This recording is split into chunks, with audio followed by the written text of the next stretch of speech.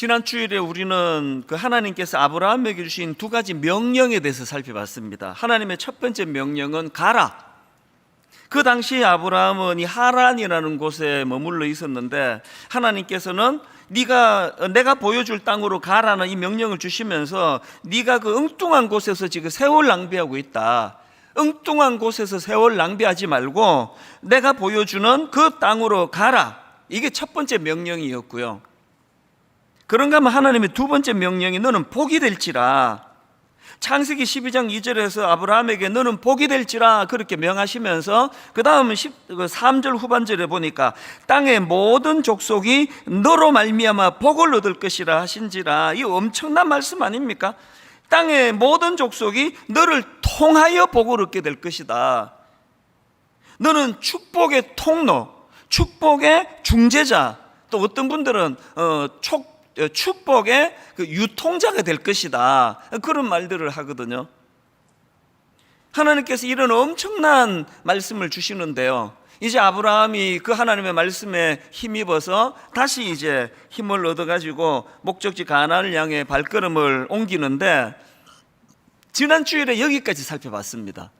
그리고는 이제 월요일부터 토요일까지 특별 새벽 부흥회, 그래서 이제 그 이후에 본문의 말씀을 가지고 살펴봤는데요. 지난 특별 새벽 부흥회는 전체를 요약하면은 아브라함이 겪었던 두 가지 테스트, 시험, 두 가지 연단, 이것에 대해서 살펴봤다. 그러면 뭐 정확합니다. 하나님은요, 그 사람이 자리를 만든다는 말을 하지 않습니까? 그 사람이 엄청난 꿈을 가지면 하나님은 그 사람이 가진 꿈에 걸맞도록 그 사람을 키워주세요. 굉장히 중요한 이야기입니다. 여러분도 성장하고 싶지 않으세요? 하나님 주시는 꿈을 사모하세요. 그 내면에 꿈과 비전이 있으면 그 꿈과 비전의 무게만큼 그 사람을 키워주셔야 그 꿈이 이루어질 거 아닙니까? 그렇기 때문에 하나님은 꿈의 사람을 내버려 두지 않으세요. 하나님은 그를 연단하시고 그에게 테스트, 시험을 주시고 이런 과정을 거치는데 지난주에 우리가 두 가지 아브라함의 그 연단을 보지 않았습니까? 첫 번째 연단은 그렇게 목적지 가나안에 도달했더니 그런 그 적과 꿀이 흐른다는 가나안이 기근, 흉년이 와가지고 먹을 게 없네요. 그래서 이제 이것을 아브라함이 잘 이제 견뎌내지 못하고 그냥 연약함에 빠지고 뭐 애굽으로 내려가고 이제 이런 내용들이 있었고요. 그런가 하면은 아브라함이 겪었던 두 번째 그 테스트 시험이 뭐였냐? 이 대인관계의 시험이었습니다. 아브라함의 목자들과 그 조카 롯의 목자들 간의 다툼이 일어나고 그래서 이제 함께하기 어려운 그런 상황에 빠져서 이제 그 둘이 이제 헤어지기로 그렇게 하는 과정인데 저는 꿈의 사람인 아브라함이 그 내면에 하나님의 벅찬 약속을 갖고 있는 사람답게 너무나 성숙하게 이제 양보하는 그런 모습을 우리가 살펴봤습니다. 그래서 네가 좌하면 나는 우하겠고 네가 우하면 나는 좌하리라. 이런 놀라운 양보는 예수 안 믿는 사람도 다 알아요. 뭐 양보의 그 대명사가 이거 아닙니까? 거의 뭐 구호같이 그렇게 너무나 성숙하게 조카 롯과의 결별을 그렇게 평화롭게 잘 마무리했다. 여기까지가 지난 토요일까지 어제까지 살펴본 특별 새벽 부흥의 말씀이었습니다. 이제 오늘 본문 말씀은 그렇게 이제 조카 롯이 아브라함으로부터 독립해서 나갔는데 그 다음에 발생한 첫 사건이 오늘 이 본문입니다. 불행한 일이 발생했는데요. 롯이 전쟁포로로 끌려가게 됩니다. 그 내용이 오늘 본문 창세기 14장 11절 12절인데요. 내 왕이 소돔과 고모라의 모든 재물과 양식을 빼앗아가고 소돔에 거주하는 아브라함의 조카 롯도 사로잡고 그 재물까지 노력하여 갔더라. 이게 지금 어떤 상황인가 하면은요, 삼촌 아브라함이 그렇게 큰 양보, 네가 어디를 택하든지 네가 먼저 택하라, 그럼 내가 양보하마, 그렇게 배려를 해줬더니 이 롯이 너무나 어리석은 판단을 하는 겁니다. 그저 겉으로 보기에 물이 넉넉하고 또 여호와의 동산처럼 풍성해 보이는 겉보기에 좋은 이런 것들을 롯이 택해가지고 거리로 이제 내려갔더니요, 불행한 일이 생기는 겁니다. 왜 불행한 일이 생기느냐? 겉보기에 그렇게 화려하고 넉넉하고 아름다운 땅이었지만 거기에 불행의 씨앗이 있습니다. 13장 13절, 소돔 사람은 여호와 앞에 악하며 큰 죄인이었더라. 여러분이 한마디 안에 담겨져 있는 이 암시가 이후에 롯이 겪게 될 엄청난 불행을 다 담고 있는 그런 암시하는 말씀 아닙니까? 이렇게 탐욕으로 잘못 선택한 그 땅에서 롯이 엄청나게 끔찍한 일을 이제 겪게 되는데요, 그 첫 번째 나온 게 그게 전쟁입니다. 롯이 모르는 게 하나 있었습니다. 롯이 뭘 몰랐느냐? 자기 눈에 그렇게 탐나는 땅이면요, 그 땅은 모든 탐욕에 쩔은 사람들이 다 노리는 땅이라는 모르는 거 아닙니까? 이런 측면으로요, 롯이 그렇게 포로로 잡혀간 오늘 본문 사건은요, 탐욕에 찌든 롯에 대한 하나님의 징계다, 이렇게 분석을 하면 정확합니다. 탐욕으로 하나님의 인도하심을 볼 줄 모르는 롯이 겪어야 하는 징계. 사실 이런 관점으로 본문을 보면은요, 되게 흥미로운 거 하나 있습니다. 오늘 본문 전후 한번 보시면요, 롯을 묘사할 때 꼭꼭 같이 나오는 게 있습니다. 한번 보십시오. 창세기 14장 12절, 소돔에 거주하는 아브라함의 조카 롯도 사로잡고, 그 다음 보세요, 그 재물까지 노력하여 갔더라. 롯만 잡혀갔다 그러면 되는데 그 재물까지를 거기다 이제 부연해서 넣었습니다. 이후에 이제 아브라함이 그를 구출해 주는데 그 기록한 내용도 똑같습니다. 자, 그 다음 나오는 16절을 보십시오. 모든 빼앗겼던 재물과 자기의 조카 롯과, 그 다음 보세요, 그의 재물과, 이 또 꼭 나옵니다. 조카 롯과 그의 재물. 아니 그냥 롯만 구해줬다 그런 되는데 롯과 그의 재물을 구해줬다. 이 롯 입장에서요, 그 재물을 구하지 않고 자기만 구해주는 건 의미가 없다, 뭐 그런 생각을 했나? 이제 성경이 의도적으로 지금 기록하고 있는 포인트가 뭡니까? 롯과 그 재물을 동일시함으로 해가지고 강조하는 게 뭐겠습니까? 롯은요, 어떤 가치관을 가졌습니까? 가장 사랑하고 가장 중요하게 여겼던 것도 재물이고요, 이 뭐 롯의 존재 자체가 이 재물과 자기의 이름을 한 세트로 묶을 정도로 뭐 모든 것이었습니다. 아니 뭐 사람들하고 잘 지내는 게 무슨 소용이야? 뭐 이 돈만 있으면 되지. 뭐 하나님 도움 필요 없어. 돈이 나를 인도하는 거지. 이게 롯이었습니다. 그러다 보니까요, 이제 롯이 이제 잡혀갔다는 소식을 듣고 아브라함이 그를 구해주려 나가니까 아브라함과 동맹을 맺은 사람들이 그들이 도와주러 옵니다. 그런데 여러분, 롯은요, 정작 자기가 본인인데 도와주는 사람이 아무도 없습니다. 이 비참한 인생 아닙니까? 그래서 저는 오늘 그 롯의 이 모습을 포인트로 해가지고 이 탐욕이 가진 문제점에 대해서 좀 살펴보려고 하는데요, 앞에서 이제 탐욕이 가진 문제점 일반적인 그 두 가지를 나누고, 그리고 이제 그 다음에 더 본질적으로 중요한 의미 한 가지를 이제 더 덧붙여 진행하려고 하는데요. 자, 여러분, 이 탐욕이 가진 문제 첫 번째가 뭐냐? 탐욕은요, 우리의 분별력을 흐리게 만듭니다. 지금 롯이 선택한 그 땅은 탐욕에 찌든 자들이 모두 호시탐탐 노리던 그야말로 이 탐욕의 땅 아닙니까? 그래서요, 이 본문을 읽어보면은 그냥 이게 무슨 그 막장 드라마 보는 것 같아요. 자, 본문 14장 2절을 보세요. 소돔 왕 베라와 고모라 왕 비르사와 아르마 왕 시납과 스보임 왕 세메벨과 벨라 곧 소알 왕과 어떻게 해요? 싸우니라. 이게 말씀의 시작이 싸우는 걸로 시작합니다. 그리고 4절, 이들이 12년 동안 그돌라오메를 섬기다가 제13년에 이번에 또 배반이 나오네요. 배반한지라. 또 5절 6절을 보십시오. 제14년에 그돌라오멜과 그와 함께한 왕들이 나와서 아스드롯 가르나임에서 르마 족속을, 함에게 수르 족속을, 사회 기랴다임에서 엠 족속을 치고, 그 다음부터는 안 읽을래요. 막 이름이 하도 복잡해가지고 막 요지는 막 계속 치고 또 치고 치니라, 이런 걸로 그냥 도배가 된 거는 본문 말씀입니다. 뭘 의미합니까? 롯이 이 탐욕의 전쟁터로 제 발로 걸어간 거예요. 왜 그랬습니까? 판단 잘못해서. 왜 판단을 잘못했습니까? 탐욕은 그 사람의 판단력을 흐리게 만들기 때문이에요.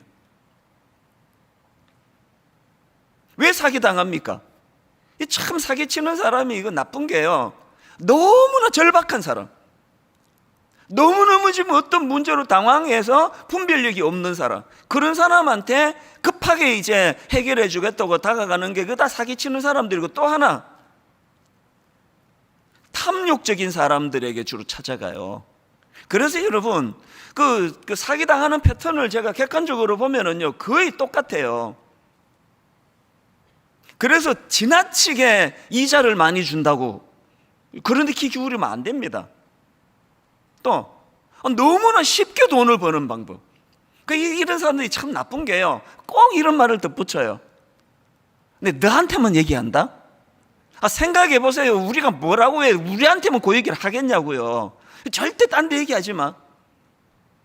이게 이 탐욕이라는 데 약한 우리의 본성을 가지고 그렇게 장난질 치는 게, 이게 사기 치는 것들 아닙니까? 목회도 마찬가지예요. 제가 분당 우리 교회를 여기 개척하고 나니까요, 웬 땅 사라는 분들이 그렇게 많이 찾아오는지 몰라요. 거의 한 10건이 넘었던 것 같은데요. 거의 저를 위해 주는 분들이에요. 보니까 학교 빌려 쓰는데 언제까지 그렇게 쓰겠냐고, 미리 땅을 확보해야 된다 그러면서 여기 앞산 뒷산 어디 주차 좋은데 이번이 마지막 기회라 그러고, 이거 놓치면 막 엄청 오를 거라 그러고, 그렇게 그 중에는요 진짜 저나 우리 교회를 위해서 오신 분들도 있지만요, 더 많은 경우는 터무니없는 얘기예요. 그리고 이제 20년이 지났잖아요. 요거 지금 곧 풀린다고, 지금은 이게 그린벨트인데 요게 이제 곧 풀린다고 했는데 아직도 안 풀려요. 그거 샀으면 어쩔 뻔했냐고요. 개척 초기에 성도도 많지 않은데 온 성도들 돈 끌어모아 가지고 그렇게 내가 몇십억짜리 땅을 사놨다 그러면 등골이 오싹해요. 하나님 막아주셨으니까 그런 끔찍한 일을 다 피할 수 있었던 거 아닙니까? 꼭 기억하십시오, 여러분. 탐욕은요 우리 눈을 어둡게 하고 우리의 분별력을 흐리게 만든다는 사실이에요. 그런가 하면 두 번째로 탐욕이 가진 문제가 하나 더 있는데요, 탐욕은요 우리를 위기에서 건져낼 능력이 없는 겁니다. 능력이 없습니다. 자, 오늘 본문 창세기 14장 2절, 소돔에 거주하는 아브라함의 조카 롯도 사로잡고 그 재물까지 노력하여 갔더라. 아니, 롯이 그토록 소중히 여기던 그 귀한 재물인데 인간관계고 뭐고 하나님 말씀에 지시고 뭐고 그냥 내 눈으로 보기에 좋은 거나 택한다, 그렇게 재물을 소중히 여겼던 롯이지만 정작 지금 자기가 그런 위험에 처하니까 자기가 갖고 있는 그 수많은 재물들이 아무 소용이 없잖아요. 누가복음 12장에서 예수님이 경고하시는 말씀이 딱 이거예요. 자, 누가복음 12장 15절, 그들에게 이르시되 삼가 모든 탐심을 물리치라. 삼가 모든 탐심을 물리치라. 사람의 생명이 그 소유에 넉넉한 데 있지 아니하니라.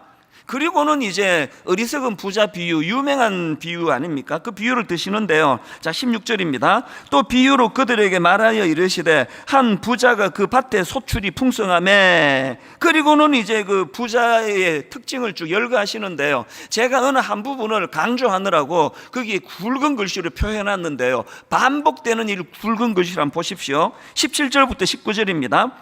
심중에 생각하여 이르되 내가, 여기 굵은 표시를 안 했네. 심중에 생각하여 이르되 내가 곡식 쌓아둘 곳이 없으니 어찌할까 하고, 그 다음부터 보십시오. 또 이르되 내가 이렇게 하리라. 내 곡간은 헐고 더 크게 짓고 내 모든 곡식과 물건을 거기 쌓아두리라. 또 내가 그 다음에 내 영혼에게 이르되 영혼아 여러 해 쓸 물건을 많이 쌓아두었으니 평안히 쉬고 먹고 마시고 즐거워하지 아니라. 이 말씀의 요지가 뭐예요? 내가 지금 날 위해 가지고 쌓아둔 게 많다는 거 아닙니까? 그래서 이제 난 이제 걱정 없다는 거 아닙니까? 이 사람의 어리석음이 뭐예요? 모든 초점이 자기예요. 자기. 내가 생각하고 내가 판단하고 내가 모으고. 그런데 하나님의 경고를 보세요. 바로 그 다음 나오는 20절에 하나님의 경고. 하나님은 이르시되 어리석은 자여 오늘 밤에 너의 영혼을 도로 찾으리니 그러면 네가 준비한 것이 누구의 것이 되겠느냐. 제가 왜 탐욕은 자기를 위기에서 건져줄 능력이 없다 이야기합니까? 하나님이 말씀하시잖아요.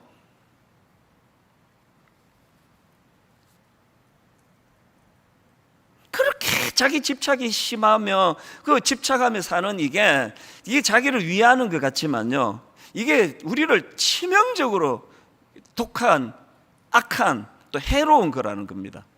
그리고 이건 악한 본능이에요.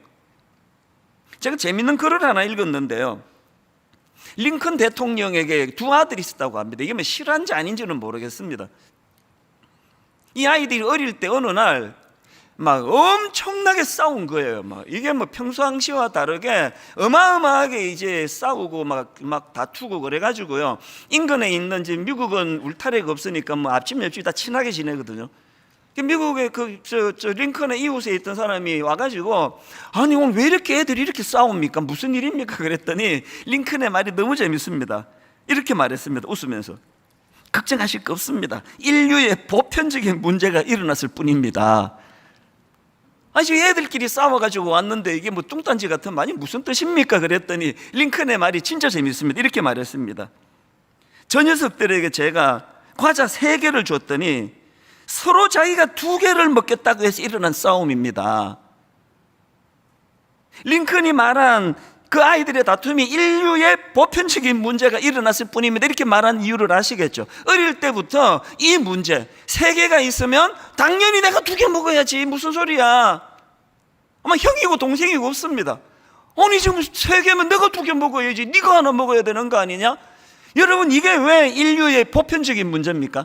모든 이 땅에서의 싸움은 다 이 인류 보편적인 문제가 여기서 나오는 거 아닙니까? 그렇기 때문에요, 우리가 이 본능, 나 중심, 그래서 이 탐욕, 내가 2개 가져야지, 네가 양보해야 되는 거 아니야?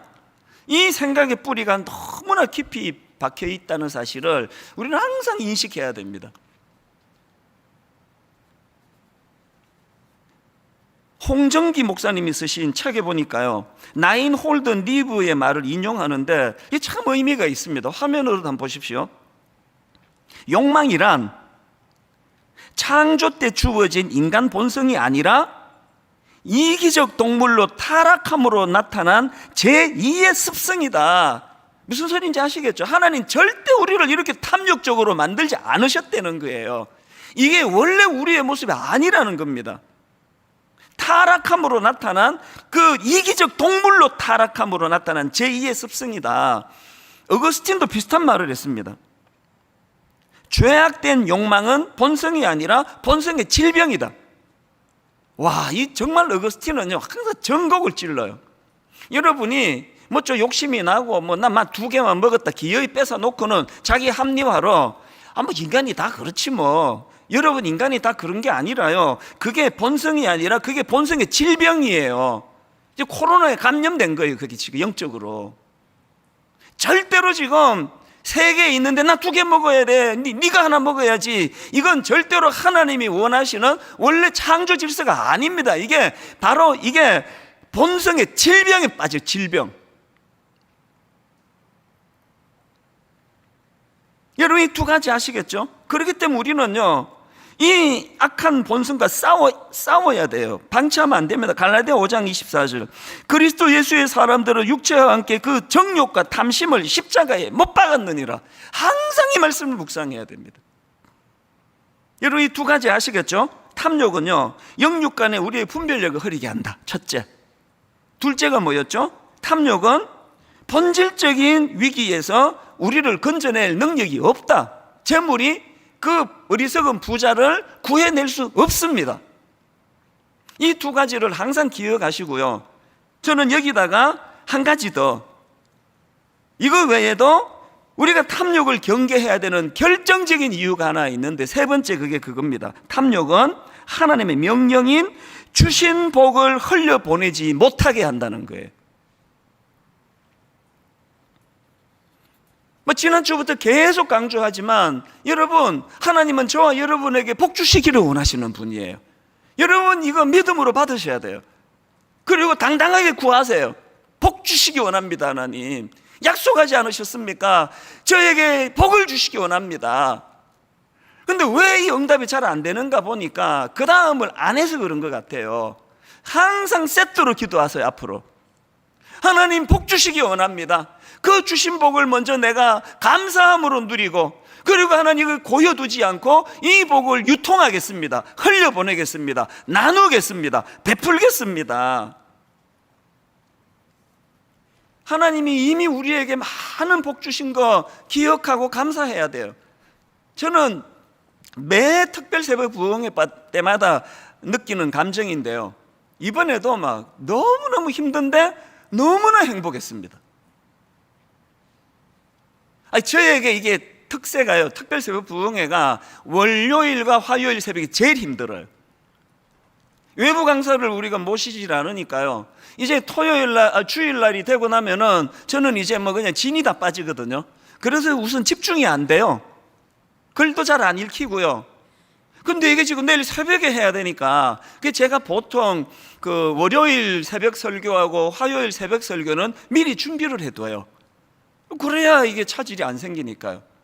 근데 여러분, 목회가 생물이거든요. 사람을 상대하니까 똑같습니다. 설교가 생물이에요. 제가 왜 외부 강사 안 모십니까? 식당밥 안 먹이려고, 엄마 밥 먹이려고 제가 준비하는 거 아닙니까? 식당밥보다 세련되진 않았더라도 엄마가 밥해서 먹어야지, 그 마음으로 개척 19년 동안에 단 한 번도 특세 때 외부 강사 써본 적이 없습니다. 근데 여러분, 이게 설교도 이게 생물이거든요. 이게 식은밥이 돼요. 이게 무슨 소리인가 하면, 월요일 날 이제 그렇게 이제 설교를 선포하고 났더니 이게 설교 준비가 생물이다 보니까 지난주에 했던 게 이게 방향이 좀 틀린 거예요. 이렇게 설교해도 완전히 엉터리는 아니지만 이게 초점이 좀 다른데? 근데 이게 새로 준비하려고 하니까 엄두가 안 나고, 무슨 설교 준비를 지금 한낮을 갖고 되느냐고요. 그럼 머리는 지끈지끈거리고 계속 마음에 이게 부담이 생기니까요, 할 수 없이 이제 또 자료가, 또 제가 찾는 자료가 또 교회에 있네. 근데 우리 딸한테 나가면서 아이고 내 팔자야, 그러고는 갔어요. 그 드림센터에 이제 가서 이제 자료 찾고 이렇게 하면서 정말 답답하더라고요. 막 머리는 찌끈거리고 막 약 먹고, 그리고 이게 지금 오후인데 이게 내일 저녁도 아니고 내일 새벽에 지금 설교를 해야 되는데 이건 어떻게 해야 되는지, 어설프게 건드렸다가 이게 완성이 안 되면 내일 어떻게 되는 거야? 이게 이번에만 있었던 게 아니에요. 그런데 여러분, 결론을 말씀드릴까요? 화요일 아침에 제가 준비한 설교가 아니에요. 그게 이해가 안 되는 말씀이 막 술술술술 나오는데요, 그날 얼마나 내가 하나님께 감사했는지 모릅니다. 이번 특세 참석 안 한 분은요, 다 안 들어도 돼요. 월요일 거, 화요일 거만 들어보시면 됩니다. 그렇게 들으면 그 다음 듣게 될걸요. 이거 하나님의 은혜가 주신 거거든요. 제 실력이 아니에요. 제 작품이 아니에요. 그래서 제가 화요일 아침에, 모르겠습니다. 성도님들은 그걸 은혜로 받았는지 안 받았는지 모르지만, 저는 그 과정을 아니까 막 너무너무 벅차오르는 감격이 있는 거예요. 그래서 제가 하나님께 영광을 드리고 감사를 드리면서 제가 또 다짐했습니다. 하나님, 지난 19년 내내 저를 이렇게 복으로 인도해 주셨는데, 이제 하나님 그 긴 19년 동안 분당 우리 교회가 저에게 이처럼 많은 복을 보내주신 거 너무나 감사하고 너무나 누리면서 한 가지 또 약속을 드립니다. 이 복을 가두어 두지 않고 흘려보내겠습니다. 작은 교회로 어려움을 당한 한국교회로 아버지 복을 흘려보내기를 원합니다. 화요일날 제가 마음으로 또 다짐을 하고 그렇게 수, 목, 금, 토를 보내는데 막 너무 기쁜 거예요. 막 마음이 막 너무너무 벅차오르고, 그래서 막 월요일 날에는 막 힘드니까요. 막 하여튼 우리 집사람만 죽어나요. 내가 나한테 이제 짜증이 나는데 나한테 짜증을 다 들어야 돼. 이거 외부 강사 쓰면 되는데 뭐가 그렇게 또 독특해. 지가 다 한다고 지가 죄 아닙니까? 외부 강사 쓰면 되는데 뭐하러 이렇게 복잡하게 만드느냐고. 내년에는 꼭 내 외부 강사 쓸 거야. 막 그렇게 하면요, 우리 집사 아무 말 안 해요. 그러세요. 알거든. 화요일 되면 말이 바뀐다는 걸. 왜 외부 강사를 씁니까? 내년에도 제가 할 건데. 뭘 말하는지 아시겠습니까? 몸부림치고 노력하는 그곳에 하나님이 복 주시는 줄 믿으시기를 바랍니다. 여러분, 하나님 안에서 많은 복을 받아 누리시기를 바랍니다. 사업하시는 분, 물질의 복을 하나님께 구하세요.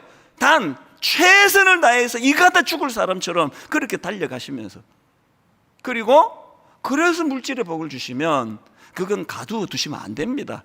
여러분, 그 이스라엘의 두 바다가 있잖아요. 헐몬산에서 내려주는 그 풍성한 물을 공급받는 건 공통점인데요, 그렇게 헐몬산에서 내려주는 그 풍성한 물을 갈릴리 바다는 그거를 요단강으로 흘려 보내줍니다. 그래서 거기는 생명이 살아있어요. 똑같이 헐몬산에서 풍성한 물을 흘려 보내주는데 사해 바다는요, 그렇게 요단강 줄기로 찾아온 그 물을 가두어 두고 아무데도 안 보내요. 그래서 사해는 글자 그대로 죽은 바다예요. 생물이 살 수 없습니다. 이거 아셔야 됩니다. 우리 여성분들은 이 설명하면은 막 확 이해가 될 것 같아. 오늘 집에 가서, 아니면 이미 집에 있는 분 예배 마치고 냉장고 한번 열어보세요. 냉동실에 문이 안 닫힐 정도로 꽉 냉장실에 막 온 음식, 여러분 다 아시잖아. 이제 연말에 이거 다 버릴 거라는 거. 작년에도 겪었고 재작년에도 겪었는데, 원래 여전히 그렇게 쌓여있는 음식들 절대로 안 먹고 버릴 거라는 거 알면서도 못 버리는, 그게 오늘 제가 말하는 그게 탐욕이에요. 냉장고 청소하면서 맨날 독백하잖아요. 이렇게 버릴 줄 알았으면 내가 경비 아저씨 갖다 줬을 건데, 싱싱할 때 말이야. 이거 기왕에 버릴 것 같은데 내가 이거 우리 친정 어머니 갖다 드릴 걸. 이게 탐욕이에요. 여러분, 이거 흘려보내지 않으면요, 사해바다가 돼요. 설마 여러분 인생이 사해바다 같기를 원하는 분 계세요? 여러분에게만 다가오면 그 사람이 다 시들시들해지고, 여러분에게만 다가오면 그 사람이 다 죽어요. 어떤 사람은 그러잖아요. 우리 집은 꽃만 피우면 다 죽는다. 그 꽃이 무슨 죄예요? 여러분, 흘려보내야 돼요. 계속 흘려보내야 되는데요, 근데 여러분, 아까도 말씀드렸잖아요. 우리가 하나님 앞에서 아무리 애를 써도 그게 안 되기 때문에, 그래서 갈라디아 5장 24절 다시 보십시오. 그리스도 예수의 사람들은 육체와 함께 그 정욕과 탐심을 십자가에 못 박았느니라. 내가 안 되니까 십자가를 의지하는 거 아닙니까? 여기 나와 있는 탐심은요, 원어로 보면은요, 열렬한 욕망에 집중되어 있는 상태, 이게 지금 성경이 말하는 탐심입니다. 열렬한 욕망에 집중되어 있어가지고 내 힘으로는 벗어날 수 없는 상태, 그래서 십자가를 의지하는 겁니다. 분당 우리 교회를 딱 개척하고요, 그게 2002년 3월 첫 주부터 예배를 드렸는데요, 딱 개척하고 한 달 있다가 책이 한 권 나왔는데, 외국 사람이 쓴 책으로 기억합니다. 책 제목이 양도둑질. 저 그 책 안 읽었지만 제목이 19년 동안 내게 영향을 미쳤습니다. 양도둑질. 네 교회 키우겠다고 남의 교회 성도 빼앗아가지고 교회하면 안 된다. 네 교회 채우려고 양도둑질하면 안 된다. 그래서 여러분, 1만 성도 파송 운동이 중간에 툭 나온 거 아닙니다. 개척 초기부터요, 기존 신자 등록 안 받는 시도 3번이나 했습니다. 처음에 인근교회 등록 안 받는다 그랬더니 부작용이 너무 많은 거예요. 그게 또 허지부지 됐다가 또 정신 차리고 또 인근교회 등록 안 받는다. 마지막 4번째 이제 기존 신자 등록을 안 받는다가 철저히 이루어진 거 너무너무 감사합니다. 그 모든 출발에 내 마음에 양도둑질 안 된다. 네 한 교회만 잘 되는 거 그거 곤란하다. 그게 사회바다 아닙니까? 목회자니까 이런 문제를 가지고 교회를 근심한다면 여러분 삶의 현장에서 뭘 갖고 여러분 근심하시겠습니까? 복 많이 받으시기 바랍니다. 그런데 그 받은 복을 가두어 두면 여러분 인생이 사회바다가 돼요.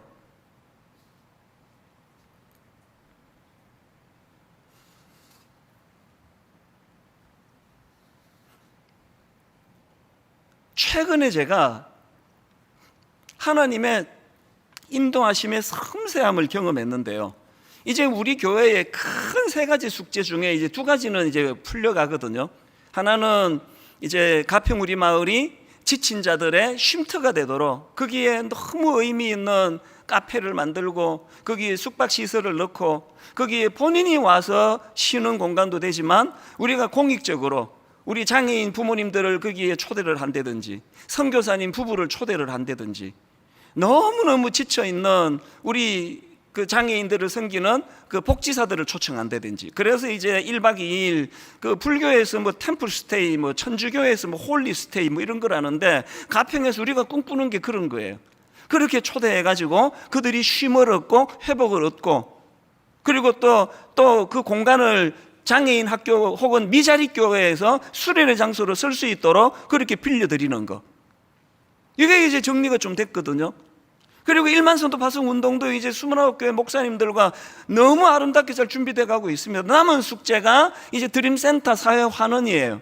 사실은요, 드림센터 사회 환원 문제를 가지고 제가 잠을 이루지 못했습니다. 왜냐하니까 저기에 이제 강도 만난 자들이 회복되는 곳이 되기를 원한다. 그리고 저기에 우리 청년들이 자살을 하기 전에 들리는 곳이 되면 좋겠다. 이런 꿈은 제가 갖고 있는데요. 그 꿈을 펼치긴 건물이 너무 큰 겁니다.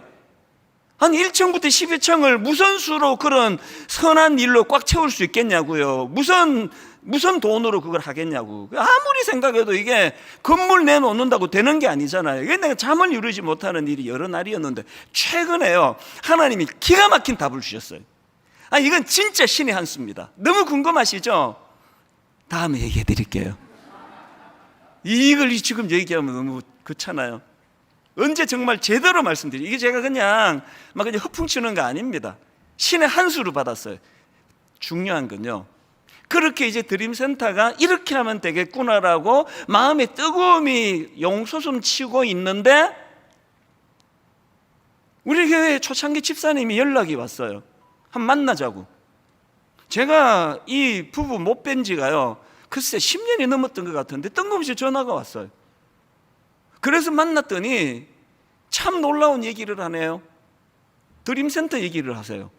그러면서 이 부부가 마음의 소원이, 이분은요 그 엄청난 이름 되면 아는 분도 계실 거예요. 그 뭐 큰 일을 하시고 그리고 지금 뭐 은퇴를 못 하세요. 은퇴를 할 수 없는 상황입니다. 그래서 이제 뭐 부도 뭐 상당히 이루었을 거 아닙니까? 자녀들한테 이 큰 돈을 물려주는 건 안 된다는 마음을 하나님이 주셔가지고 그래서 이제 이걸 어떻게 해야 되나 그러고 있었는데 하나님께서 드림센터에 마음을 주셨다는 겁니다. 그래서 그 부부가 찾아와가지고 그 이야기를 하시는 거예요. 지금 드림센터에 이제 우리가 강도 만난 자들이 회복되는 곳이라고, 우리 젊은이들이 치유받는 곳이라고 그렇게 이제 정리가 되자마자 하나님께서 바로 이분을 보내주셨는데, 그러면서 이제 유산 이거 우리 자녀한테 넘겨주면 안 된다 그러면서 이제 얘기를 하고 봉투 하나를 주고 가셨는데요, 가시고 펼쳐보니까 뭐 그냥 막 엄청난 돈이 들어있네요. 하나님은 이분의 선함, 그렇게 정말 땀의 결정체, 눈물의 결정체, 그리고 뭐 연구하고 막 이러느라고 엄청나게 기여를 하시고, 그리고 그 대가로 얻은 그 엄청난 물질을 이거 자녀들한테 물려주면 안 된다. 뭐 가장 기본적인 것들은 뭐 해결해 줘야 되겠지만, 그리고는 드림센터를 위해서 써달라고 그 물질을 갖고 왔을 때 제 마음에, 목사는 이거 그냥 눈 가리고 아웅 막 그럴듯하게 그냥 신용만 하는 게 아니라 진짜 약자들을 위한 것으로 쓰려고 결단만 하면 하나님은 물질을 보내주시는 거구나. 결론을 저는 오늘 이렇게 맺기를 원합니다. 여러분, 제가 이런 예를 드는 게 이게 솔직히 좀 위험한 게요. 막 뭐 흘려보내는 게 막 어마어마 재산 전부 막 이런 거 아닙니다. 뭐 이런 케이스도 있지만 더 많은 경우에 여러분 받은 복을 흘려보내는 건 이런 막 비장하고 어마어마한 거 아니고요. 우리 생활에서 얼마든지 실천할 수 있습니다. 영상 하나를 보여드리려고 하는데 이 영상은요, 이번 특세 기간에 우리 성도님들에게 이미 보여드렸지만 다 보여드리고 싶어요. 제 마음에, 우리 또 교역자들 마음에 코로나19가 이렇게 계속되니까 얼마나 지금 자영업자 하시는 분들이 힘드실까, 뭐라도 위로가 좀 되고 싶은데 그런 고민을 하다가 무슨 결정을 했냐 하면, 우리 홈페이지에 오늘 예배 마치고 꼭 들어가 보세요. 이 자영업 하시는 분들 리스트를 쫙 거기다 올려드렸습니다. 그리고 우리 교역자 몇 분이 이제 먼저 가서 격려해 드리려고 갔는데요, 그 이후에 후일담이 너무너무 복을 흘려보내는 게 이런 거구나. 그 중에 어떤 분은요, 카페를 하시는데 우리 성도님 중에 너무나 열심히 사시는 분인데 몸에 무리가 왔나 봐요. 그래서 이제 어깨와 허리 수술을 받았는데, 그러고도 그 카페를 계속 해야 되는데 바로 요 추석 명절 직전에 친정 아버님이 큰 교통사고를 당하셔가지고 의식불명에 빠졌다는 거예요. 이게 마음이 무너지는 거 아닙니까? 2중 3중으로 그렇게 낙심해 있는 그 상황에, 그렇게 이제 우리 교구 교역자가 사업장을 방문했더니 그분의 말이 잊혀지지가 않아요. 이 절망적인 상황에서 마치 예수님을 만난 것 같다는 거예요. 예수님이 우리 가게에 찾아오신 것 같다는 거예요. 또 어떤 분은요, 그 힘든 매장을 찾아줬더니 이분이 하는 말씀이 딱 한마디예요. 교회가 우리를 기억해줘서 고맙습니다. 흘려보내는 건 전 재산 다 갖다 바치는 것, 이것만이 아니에요. 흘려보내는 건 이런 겁니다. 그 잠깐 가서 기도 한번 해주는 그 아무것도 아닌데 예수님이 다녀가신 것 같습니다. 영상을 한번 보시고 나머지 제가 말씀을 정리하고 이제 오늘 말씀을 마무리하려고 하는데, 같이 영상을 보시도록 하겠습니다. 어떻게 될까, 내년은 어떻게 될까 막막하고 힘들거든요. 그럴 때는 낙심하지 마시고요, 선하게 일하실 주님 은혜 기억하시면서 오늘도 힘내시고. 이제 홈페이지에 그 자영업 주소를 쭉 올려놨더니요, 그리고 아침에 일찍 출근을 하는데 우리 교회 청년이에요. 지금 이제 가평 우리 마을에서 이제 근무하고 있는 우리 교회 청년인데요, 뭘 손에 이만큼 들고 오더라고요. 그리고는 이제 앞에서 수고하시는 분에게 막 전해주면서 저한테도 뭘 하나 줘요. 그 이게 뭐냐 그랬더니 새벽에 새벽기도 참여하고, 그리고 보니까 인근에 편의점이 주소가 나오더라는 거예요. 거기 들러서 거기 사왔다고. 얼마나 감동이 되겠습니까? 여러분, 복을 흘려보내는 건요, 막 내 전 재산 다 갖다 주는 거 아닙니다. 조금만 마음을 쓰면, 아까 너무 지쳐있던 그 성도님이 예수님이 다녀간 것 같습니다. 또 교회가 힘든 우리를 기억하고 계셨군요. 여러분, 이렇게만 끝나면 곤란합니다.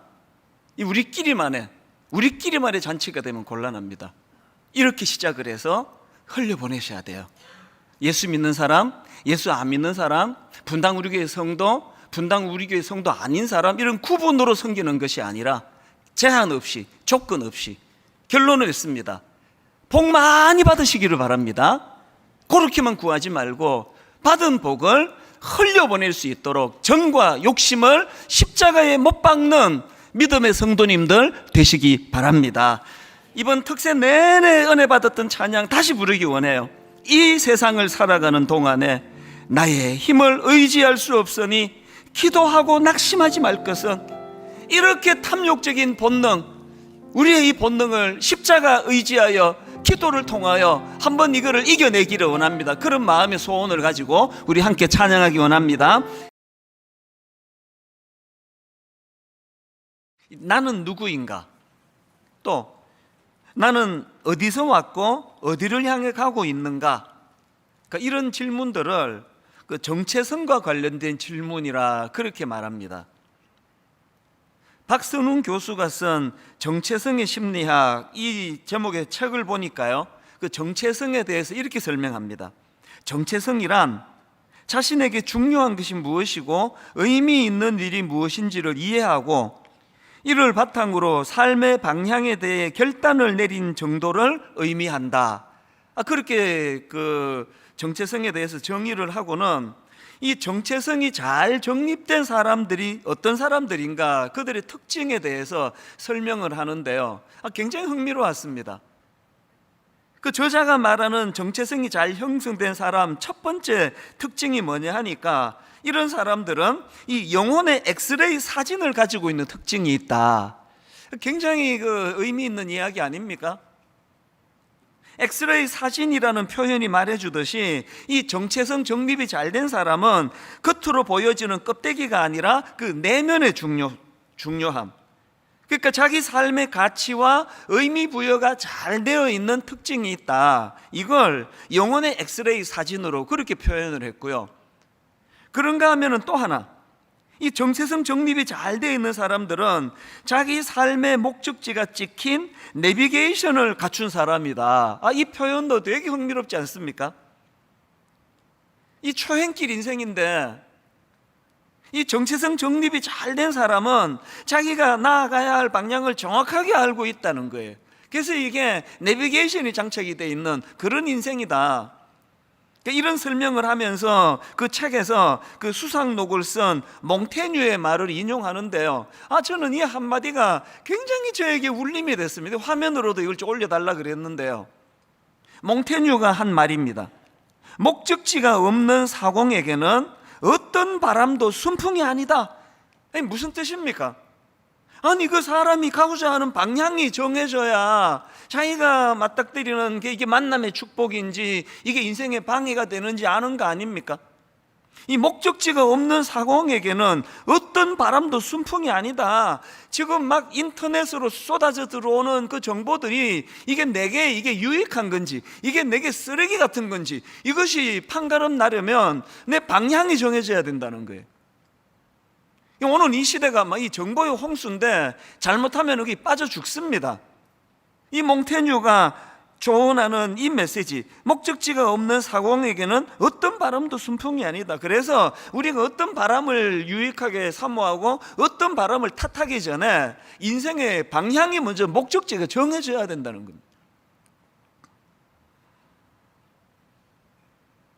오늘 저는 여러분에게 이런 질문을 드리고 싶네요.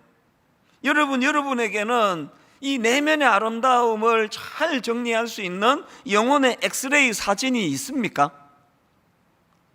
여러분에게는 이 초행길 이생길에 혼미하지 않는 인생의 내비게이션이 장착되어 있습니까? 이 인생이 뭐 그냥 뭐 열심히 하긴 하는데 막 우왕좌왕 여기 갔다 저기 갔다 그러면 그건 정말 그 시편에 나오는 바람에 나는 겨와 같은 어리석은 모습 아니겠습니까? 유언정 원장님이라고요, 혼자 잘해주고 상처받지 마라, 또 상처받지 않고 끝까지 사랑하기, 이런 책을 쓴 정신과 의사가 있는데요, 이분은 독실한 크리스찬 의사세요. 이분이 쓴 책을 보고 또 강의를 듣다 보니까 이분도 건강한 정체성을 갖는 것의 중요함을 되게 강조하는데요, 참 이분이 귀해요. 이분이 이제 정신과 병원을 개원하고 보니까 너무 많은 사람들이 과거의 상처에 매몰돼서 허덕이고 있고 너무 많은 사람들이 인생의 어두운 밤을 보내고 있더라는 겁니다. 가슴 아픈 건 예수 믿는 사람도 예외가 아니더라는 겁니다. 왜 이런 혼미한 인생을 거칠 수밖에 없는가 이분이 정리하기를, 왜 그러냐, 그 예수 믿는 사람으로서의 이 정체성이 정립되지 않아서 그렇다. 그러면서 이분이 어떤 결심을 하는가 하니까요, 이런 힘든 분들을 제대로 돕기 위해서 의사인 본인이 내가 먼저 건강한 정체성을 확립해야 되겠다. 그래서 그 병원을 정리하고는 미국으로 신학 공부하러 유학을 떠납니다. 이 참 의사로서 이 정도 소명의식이 있다면 이거 너무 귀한 분 아닙니까? 그런 결단을 내리고 미국으로 유학을 떠나는데요, 중요한 건 그 다음이에요. 제가 이분이 쓴 책을 읽다 보니까 그 저자 소개란에 이런 글이 있었습니다. 개원한 병원이 자리 잡기 시작했을 때 신학 공부를 위해 미국으로 훌쩍 떠났다. 하지만 광야 같은 그곳에서 지식은 해답이 되지 못했고, 그래서 갈급함만 더해갈 무렵, 그 다음 들어보세요. 광야 같은 그곳에서 지식은 해답이 되지 못했고, 그래서 갈급함만 더해갈 무렵 하나님의 말씀을 통해 자신의 정체성과 사명을 깨닫게 되었다. 유학 갈 필요가 없었네요. 이 말씀이 인생의 영적인 내비게이션도 마련해주고, 이 말씀이 내 내면의 건강함을 보여주는 영적인 엑스레이 사진도 제공해 준다는 거예요. 저는 오늘부터 구약의 인물 아브라함에 대해서 살펴보려고 하는데요, 그동안 살펴보던 마가복음을 잠깐 내려놓고 이 아브라함에 대해서 같이 함께 살펴봐야 되겠다, 이런 결심을 한 이유가 있습니다. 지금 우리 모두는 다 위기예요.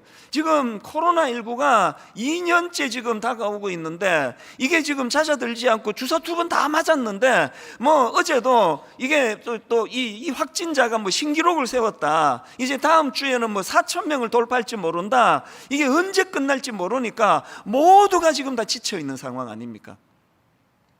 그리고 우리 교회는 일만수도 파송 운동이라고 하는 너무나 중요한 하나님 앞에서의 이 과업이 있는데, 이런 것들에 대하여 우리가 이런 정확한 하나님이 주신 정체성을 정립하지 않으면요, 길을 잃어버릴 위험이 있습니다. 그래서 여러분, 이렇게 코로나19로 말미암아 온 나라가 전 세계가 혼란함에 빠져 있는 이런 때일수록 우리 내면을 살필 수 있는 영혼의 엑스레이 사진이 필요하고요, 여러분, 이렇게 온 나라가 다 혼란에 빠질 때일수록 내가 나가야 될 목적지를 밝혀주는 영혼의 내비게이션이 장착됐는지를 점검하셔야 되는 겁니다. 그래서 여러분, 이제 오늘부터 살펴보게 될 이 아브라함에 대한 공부를 쭉 하면서 아브라함이 중요한 게 아니에요. 야곱을 살펴봐도 되고 이삭을 살펴봐도 되고 사도 바울을 살펴봐도 됩니다. 중요한 건 인간이 아니에요. 그 혼미한 아브라함에게 갈 바를 가르쳐 주시고 그에게 영적인 내비게이션을 장착해 주시는 건강한 내면을 가져다 주시는 하나님이 중요하시죠. 하나님. 이 하나님이 어떻게 인도하시는가, 이런 중심을 가지고 아브라함에 대해 살펴보려고 하는데요, 오늘은 그 첫째 시간으로 창세기 12장 1절에 나온 이 한마디요. 여호와께서 아브라함에게 이르시되 너는 너의 고향과 친척과 아버지의 집을 떠나 내가 너에게 보여줄 땅으로 가라. 이제 앞으로 이 부분들 다 분석해 가겠지만 오늘은 이 짧은 이 한마디, 여호와께서 아브라함에게 이르시되, 지난 여름 내내 제가 이 말씀을 묵상하면서 얼마나 큰 은혜를 받은지 모릅니다. 여러분이 짧은 한마디, 여호와께서 아브라함에게 이르시되, 이 짧은 한마디가 아브라함의 삶에 얼마나 깊은 영향을 미쳤는가, 이걸 좀 살펴보자는 거예요. 앞에서 그 유원정 원장님이 갈급한 마음으로 미국으로 유학을 떠났지만 신학 공부를 통해서도, 유명한 신학과 교수님을 통해서도 얻지 못했던 내 자신의 정체성과 사명에 대하여 하나님의 말씀이 그것을 깨닫게 해주셨다. 그래서 저는요, 요 제 원고에 빨간 글씨로 여호와께서 이찬수 목사에게 이르시되, 아브라함 이름을 쏙 빼고 제 이름을 넣어서 지금 묵상을 했거든요. 이제 이 아브라함에 대해 살펴보는 동안에 여러분 모두가 다 이런 욕심을 좀 내시면 좋겠습니다. 왜 아브라함만 그래? 여호와의 말씀이 이찬수 목사에게 이르시되, 여호와께서 어느 권사에게 이르시되, 여호와께서 어느 집사에게 이르시되, 청년에게 이르시되, 모두가 이런 마음의 소원을 가지고 미국 유학까지 갈 정도로 갈급했던 그 원장님이지만, 그런데 하나님의 말씀이 그에게 임하니까 내 이 정체성과 소명이 다 정리가 되더라. 이 부러운 일들이 여러분에게도 저에게도 그대로 일어나게 되기를 바랍니다. 이 소원이 우리에게 필요한 거예요. 그래서 오늘 첫 시간에 이 창세기 12장 1절에 나오는 여호와께서 아브라함에게 이르시되, 이 말씀에 대해 살펴보려고 하는데요, 저는 이 한마디에 담겨져 있는 파워, 이 힘, 그래서 여호와께서 아브라함에게 이르시되, 이 말씀에 담겨져 있는 두 가지 파워, 힘에 대해서 말씀을 드리고 싶은데요. 첫 번째, 여호와께서 아브라함에게 이르시되가 주는 파워, 힘, 어떤 게 있습니까? 첫째, 혼란과 무질서를 잠재워 주는 힘이 있다는 겁니다. 보통 아브라함 이야기 그러면 그거 창세기 12장부터 시작되지 이렇게 생각하는 분이 많으시지만, 여러분 사실은요, 아브라함 이야기에서 빼놓으면 큰일 나는 게 오늘 보면 창세기 11장입니다 11장 27절부터 이거를 빼놓고 아브라함을 먼저 들어갈 수가 없습니다. 왜 그러냐? 제 의미를 제가 가르쳐 드릴게요. 자, 창세기 11장 27절. 데라의 족보는 이러하니라. 데라는 아브라함의 아버지거든요. 그러니까 데라의 족보는 이러하니라, 이게 또 아브라함의 족보. 저는 이 데라의 족보, 아브라함의 족보를 읽으면서 마음이 너무 슬퍼요. 인간의 한계를 저는 여기서 발견을 합니다. 자, 그 뭔 소리냐? 자, 먼저 창세기 11장 27절 28절입니다. 데라의 족보는 이러하니라. 데라는 아브라함과 나홀과 하란을 낳고 하란은 롯을 낳았으며, 하란은 그 아비 데라보다 먼저 고향 갈대아인의 우르에서 죽었더라. 인간 족보의 역사에 첫 번째 나오는 게 너무 가슴이 아파요. 아버지보다 먼저 죽은 자식. 여러분, 아비로서 이것보다 더 슬픈 일이 있겠습니까? 이것보다 더 절망이 있겠습니까? 데라의 족보의 첫 번째 기록이 아버지보다 먼저 죽은 자녀가 거기에 등장을 하네요. 두 번째로 등장하는 게 30절입니다. 사례는 임신하지 못함으로 자식이 없었더라. 여러분, 지금 이 본문 이 구절 바로 앞에 나오는 바벨탑 사건 기록 바로 그 다음 나오는 이 셈의 족보에 보면은 계속해서 낳았고 낳았으며 낳았고 낳았더라, 이게 계속 나오는 그 기록 다음에 아브라함의 아내 사라는 요즘으로 말하면 난임, 아기를 가질 수가 없습니다. 결핍. 이게 인간의 역사 아닙니까? 가장 비참한 거는 32절에 나옵니다. 자, 31절부터 보십시오. 데라가 그 아들 아브라함과 하란의 아들인 그의 손자 롯과 그의 며느리 아브라함의 아내 사레를 데리고 갈대아인의 우르를 떠나 가나안 땅으로 가고자 하더니, 하나님이 주신 목적지는 가나안이에요. 그런데 가나안 땅으로 가고자 하더니 하란에 이르러 거기 거류하였으며, 데라는 나이가 205세가 되어 하란에서 죽었더라. 지금 목적지는 가나안인데 그 도중에 엉뚱한 대로 새버린 거예요. 그렇게 허송세월하다가 그렇게 인생을 끝내버린 그 역사가, 이게 데라의 족보입니다. 데라의 족보. 이게 우리의 모습 아닙니까? 여러분이 가슴 아픈 인간 데라의 족보가 창세기 11장 27절부터 기록이 되고, 그리고는 그 다음에 나오는 것이 12장 1절 여호와께서 아브라함에게 이르시되요. 이 모든 혼란을 잠재워주는 차원의 하나님의 말씀. 제가 이 12장 1절 말씀의 의미를 좀 다각도로 살펴보려고 여러 책도 구해보고 논문도 또 살펴보고 그러다가 구약학 김재구 교수가 쓴 논문 하나를 발견했는데요, 그 논문에 나오는 도표 하나가 얼마나 제 마음을 명쾌하게 했는지 모릅니다. 그 교수님이 쓴 그 도표를 보니까요, 이 한쪽은 지난주에 살펴보았던 바벨탑 사건 이후에 언어의 혼란과 흩어짐, 그 비참한 상황을 먼저 비교하고, 그 다음에 창세기 1장 1절에 나오는 하나님의 천지 창조를 가지고 비교를 했는데요. 자, 먼저 하나님의 창조, 창세기 1장 1절과 2절을 보십시오. 태초에 하나님이 천지를 창조하시니라. 땅이 혼돈하고 공허하며 흑암이 깊음 위에 있고. 지금 성경은요, 하나님의 창조 사역 이전의 상태를 혼돈과 공허와 흑암이 깊은 상태라고 이야기합니다. 방금 우리가 봤던 창세기 12장 1절에서의 여호와께서 아브라함에게 이르시되, 이 하나님의 말씀이 선포되기 이전에 데라의 족보, 아브라함의 족보가 바로, 이게 바로 혼돈과 공허와 흑암의 상태 아닙니까?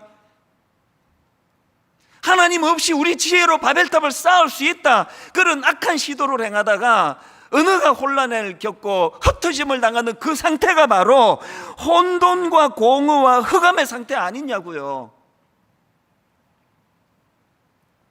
제가 이 창세기 1장 2절 말씀을 예전에 한번 다루었던 기억이 있는데요, 예레미야 4장 22절을 보십시오. 내 백성은 나를 알지 못하는 어리석은 자요, 지각이 없는 미련한 자식이라. 악을 행하기에는 지각이 있으나 선을 행하기에는 무지하도다. 왜 그런가 봤더니 23절, 보라 내가 땅을 본즉 혼돈하고 공허하며 하늘에는 빛이 없으며. 지금 이스라엘 백성들이 엄청난 타락의 상태인데, 그 타락의 상태를 보니까 하나님이 천지를 창조하시기 이전의 상태, 혼돈하고 공허하며 하늘에는 빛이 없는 상태더라는 겁니다.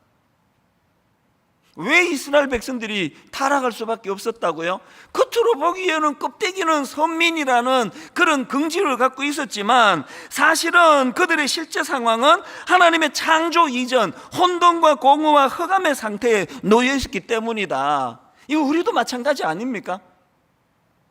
이력서에다가 기독교 종교를 안에 그렇게만 쓰면 우리가 혼란이 없고 혼돈이 없는 그런 하나님의 자녀가 되는 겁니까? 아니 여러분, 예수 믿는데 아니 왜 자꾸 이렇게 인생이 허무한 거냐고요. 아니 여러분, 분명히 예수 믿는데 왜 인생이 하나님의 창조 이전과 똑같이 혼돈과 공허와 흑암이 깊은 그런 상태에 빠지느냐고요. 체리 힐이 쓴 공허함이라는 그 책에 나오는 이 표현이요, 이 땅을 살아가는 우리 인생에게 불쑥불쑥 찾아오는 불청객이 두 가지가 있는데, 하나는 감기고 또 하나는 공허함이다.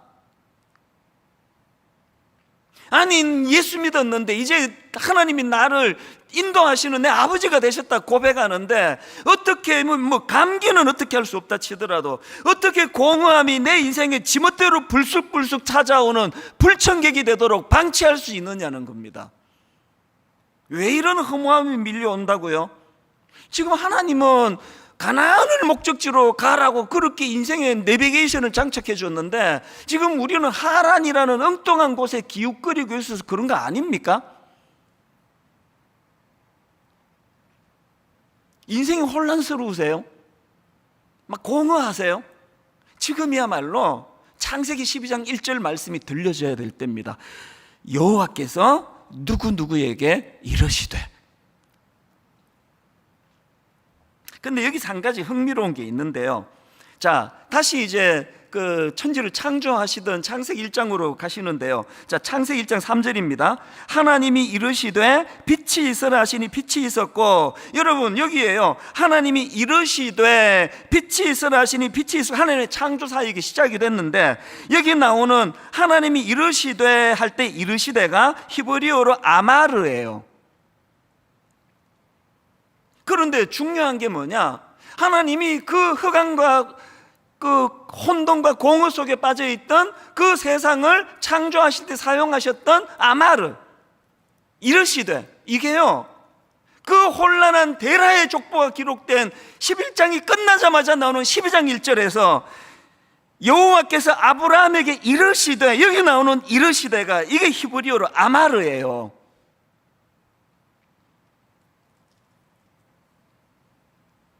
바벨탑 사건 이후로 인간들이 겪었던 언어의 혼돈과 흩어짐이라는 혼란스러운 상황을 잠재울 수 있는 능력도 하나님의 말씀이고,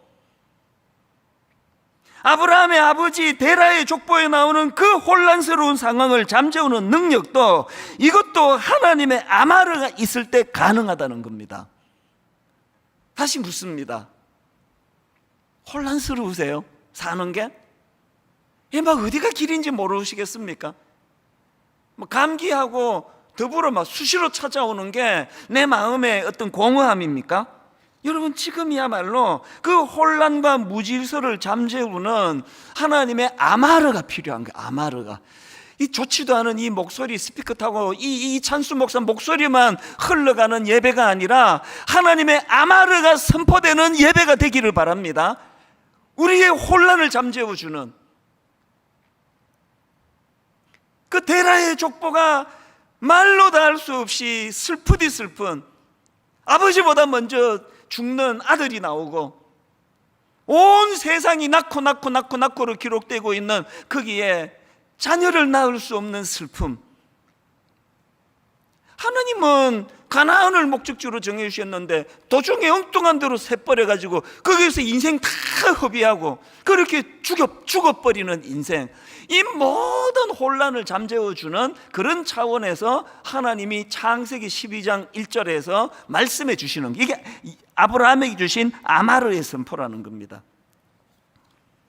그런가 하면은 두 번째로 여호와께서 아브라함에게 이르시되 이게 왜 파워냐, 이게 왜 힘이냐, 이 여호와께서 아브라함에게 이르시되라는 이 말씀이 힘이 되는 건요, 이거는 다시 출발하게 하는 힘을 갖고 있기 때문이에요. 본문 31절 32절 다시 보십시오.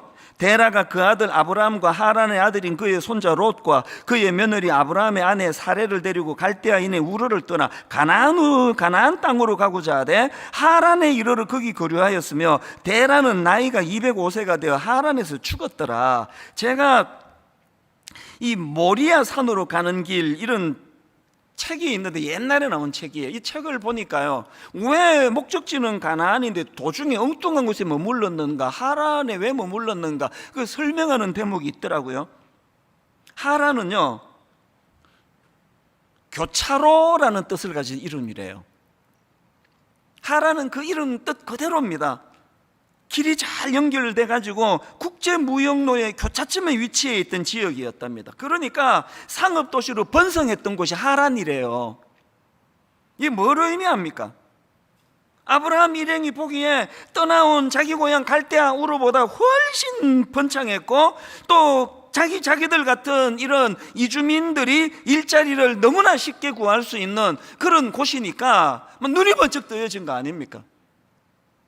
거기에 잠깐 머물다 가기로 해서 머물렀는지 둥지를 틀려고 했는지는 잘 모르겠지만 결국은 거기서 아버지 데라가 헛송세월하고 죽어버리잖아요. 저는 이런 분석의 글을 읽으면서 저 자신을 돌아보게 되는 겁니다. 사실 저는요, 30살 되던 해에 5남매 중에 막내인데도 불구하고 가족을 떠나가지고, 어머니를 떠나가지고 그렇게 보따리 2개 들고 한국에 와서 지낸 지가 지금 31년 차예요. 어머니를 모시고 못 산 게 31년이 됐습니다.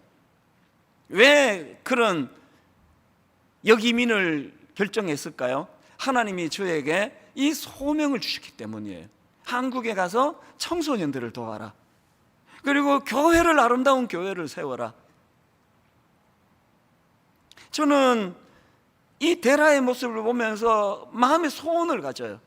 하나님, 그렇게 이민 생활을 끝내고 모든 가족을 떠나 그렇게 하나님 말씀대로 한국에 돌아왔는데 제 인생의 마지막이 하란이 아니기를 바랍니다. 하나님, 내 사역의 마지막이, 내 은퇴하는 그 순간에 봤더니 화려한 하란에 서 있어요. 그럼 내 인생은 실패하는 거 아닙니까? 하나님, 내 인생의 마지막이, 하나님, 내 목회의 마지막이 가나안의 위치에 있기를 바랍니다. 근데 여러분, 여기서 중요한 게 하나 있는데요, 지금 창세기 12장 1절을 살펴보고 있는데 여기에서의 부르심은요, 두 번째 부르심이라는 거예요. 이게 굉장히 중요한 포인트인데요. 자, 사도행전 7장 2절부터 한번 4절까지 보십시오.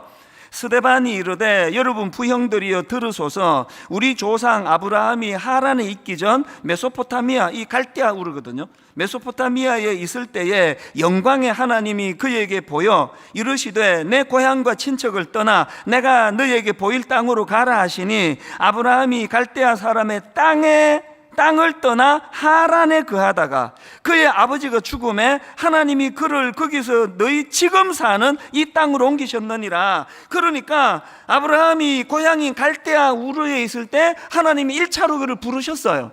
그 부르심에 순종해서 목적지를 향해 나가다가 도중에 하란이라는 화려한 도시에서 그냥 거기에 머물러 있게 됐습니다. 그랬더니 12장 1절에서 하나님이 2차로 그를 부르시는 거예요. 너 뭐하니 지금 거기서?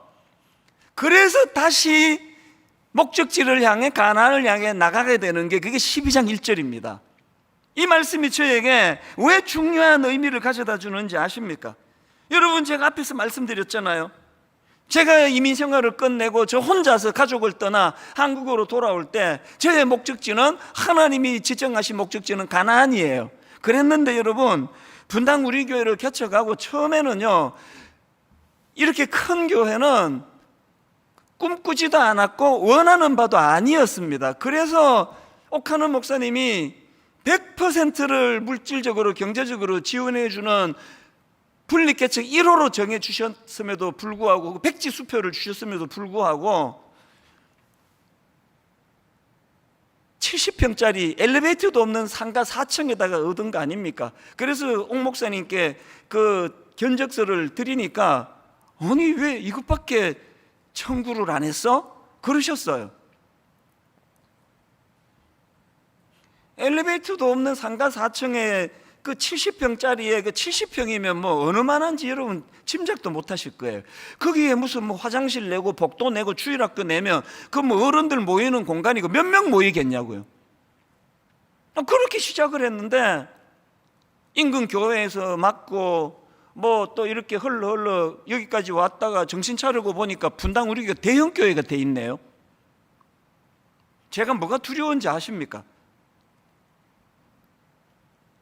내가 은퇴할 때 목적지가 가나안이어야 되는데 내가 발을 딛고 있는 게 지금 분당 우리 교회가 저에게 너무나 화려한 하란이 돼버린 거 아닙니까? 너무 좋은 분들이 막 구름대처럼 몰려드시죠? 우리 교역자들 하나같이 너무너무 인격적이고 좋은 교역자들이죠. 막 여기서 뭐 마음만 먹으면 못하는 일이 없습니다. 뭐든지 뭐 마음 먹은 대로 다 할 수 있는 이곳이 혹시라도 저에게 이 화려한 하란이 아닌가? 그래서 제가 젊은 시절에 꿈꾸었던 가나안을 향한 꿈을 지금 잊어버리고 여기서 지금 여기가 좋사오니 나 대형교회 목사인데 이러고 있으면 내 인생은 대라가 되는 게, 대라가. 그게 두려운 겁니다. 여러분, 우리 젊은 시절 기억하시지 않습니까? 대학교 다닐 때 그 캠퍼스를 바라보면서 꿈을 꾸고 그 캠퍼스의 복음화를 위하여 눈물을 흘리며 기도하고, 참 가난한 별 볼 일 없던 그 대학교 1학년 2학년 시절에 그 술을 못 마시니까 콜라 페트병 이런 거 몇 개 사놓고 밤을 새면서 그 콜라 마시고 과자 씹어 먹으면서 정말 꿈을 꾸었던 시절이 있잖아요.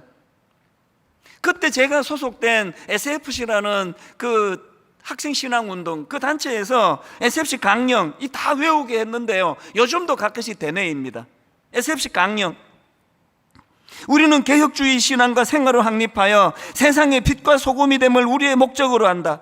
우리의 사명은 다한 것 같다. 개혁주의 신앙의 대한 교회 건설과 국가와 학원의 복음화, 개혁주의 신앙의 세계교회 건설과 세계의 복음화, 그리고 하나님 중심, 성경 중심, 교회 중심을 되뇌었던 그 젊은 시절이 있는데, 대형교회 목사가 돼가지고 이 화려한 분당 우리 교회가 저에게 화려한 하란이 되어서 여기에 내가 지금 머물고 있는 건 아닌가, 그 두려움이 있어서 이 강령을 자꾸 외우는 거거든요.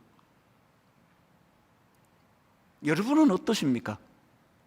여러분 그런 꿈꾸던 시절이 있으셨잖아요. 여러분 그런 때가 있지 않으셨냐고요. 그 어린애가 고등부 수련회 가서 눈물을 흘리면서 세상의 그 어린 중학교애가 타락한 우리 대한민국을 위해 기도하자 그랬을 때 땅을 치면서 이 땅을 회복시켜 달라고 기도하던 그런 시절이 있으셨잖아요. 저도 기억이 생생합니다. 어쩌다가 목적지를 잃어버리고 화려한 하란에 머물게 되셨느냐고요. 여러분, 지금이야말로 저와 여러분이 두 번째 부르심이 필요합니다.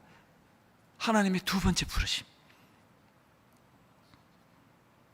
최근에 우리 교회에서 청소년 사역만 하던 목사님이 전라도 광주에 있는 조그만한 교회로 부임을 해갔습니다. 제 기억으로 한 70명, 80명 모이는 아담한 교회인데요, 의외였습니다. 이 목사님이 저한테 오더니 전라도 광주에 이런 교회에서 청빙이 왔는데 거기로 가려고 합니다. 그렇게 저한테 상담을 하러 왔어요. 제가 진지하게 말했습니다.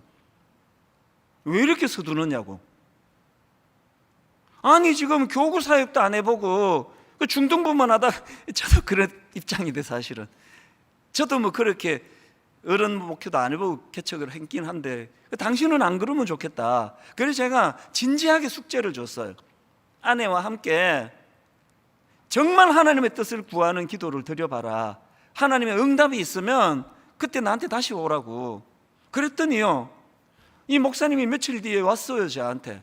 그러면서 고백하기를, 사실은 목사님, 그 광주에 있는 그 교회가 청빙을 해서 제가 가는 게 아니고요, 바로 그 이전서부터 마음에 갈급함이 생겼어요. 그래서 아내와 함께 기도하고 있었대. 무슨 기도했느냐, 분당 우리 교회 자기가 10년 차인데요, 이게 지금 너무 편하고 너무 화려하고 너무 안주하기 쉬운 교회에 있는 거 아닌가, 그 마음에 부담이 있어가지고 아내와 함께 기도하고 있던 중인데, 그 기도를 시작하고 얼마 있지 않아서 그 교회에서 청빙이 와서 이건 하나님 뜻이다, 우리가 그렇게 받게 됐습니다.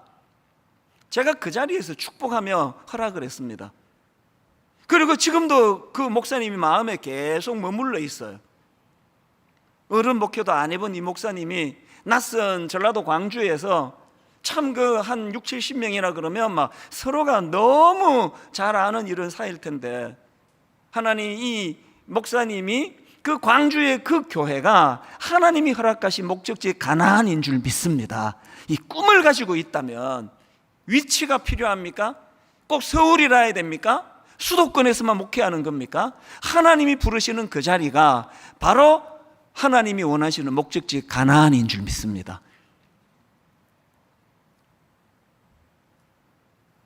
얼마 전에 대구로 부임해 간 그 목사님도 마찬가지예요. 제가 저 내부 15명, 외부 15명 할 때 15명을 뽑았으면 이 목사님 이름이 들어갔죠. 그러나 제가 함부로 할 수 없으니까 전체 교역자들에게 1년에 걸쳐가지고 5번에 걸쳐서 10명씩 후보자 이름을 기도하면서 써내라고 그렇게 결정이 됐더니, 이게 사실은 좀 공정하지 못하잖아요. 청년부 오래 하고 있고 그러면 잘 몰라요 서로가. 당연히 교구 사역 오래 한 사람 위주로 그렇게 발탁이 될 수 있으니까, 이분이 나이로 보나 경력으로 보나 영성으로 보나 당연히 15명 안에 들어가야 되는데, 내가 너무 마음이 아팠습니다. 이름이 빠져 있는 거예요. 그런데 내가 깜짝 놀랐던 건 이분의 진가를요, 그 다음에 알게 된 겁니다. 하나도 흔들리지 않고 하는 이야기가, 목사님 하나님의 뜻인데 진짜 기도해야 되는 건 15명 안에 들어간 그 목사님들입니다. 얼마나 양상이 복잡해지겠냐고 기도하겠다고. 그래서 제가 대구의 그 교회 청빙 공고가 청빙했을 때 제가 자신 있게 이 목사님을 내가 추천한 거예요. 한 번씩 연락이 와요. 한 번도 경험해보지 못한 낯선 땅 대구에서, 아내도 사모님도 대구가 고향이 아니고 이 목사님도 경상도가 고향이 아닌데, 그 낯선 땅 대구에서 안쓰럽잖아요.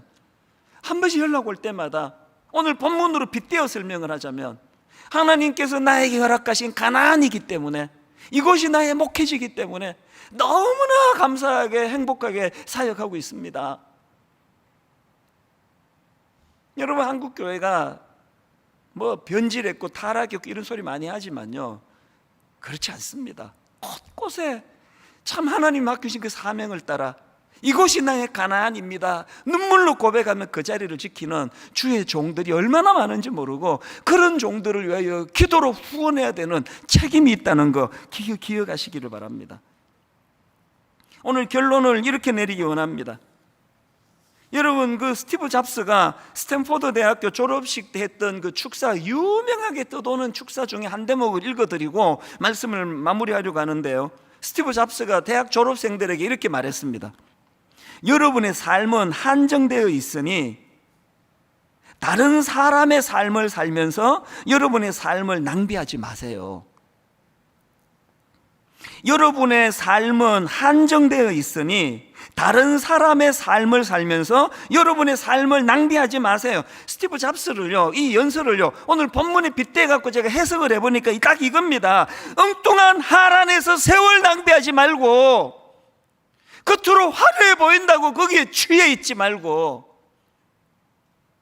여러분의 삶이 한정되어 있으니까 엉뚱한 데서 여러분의 삶을 낭비하지 말고 하나님이 원하시는 목적지 가나안을 향하여 발걸음을 옮기십시오. 그 얘기거든요.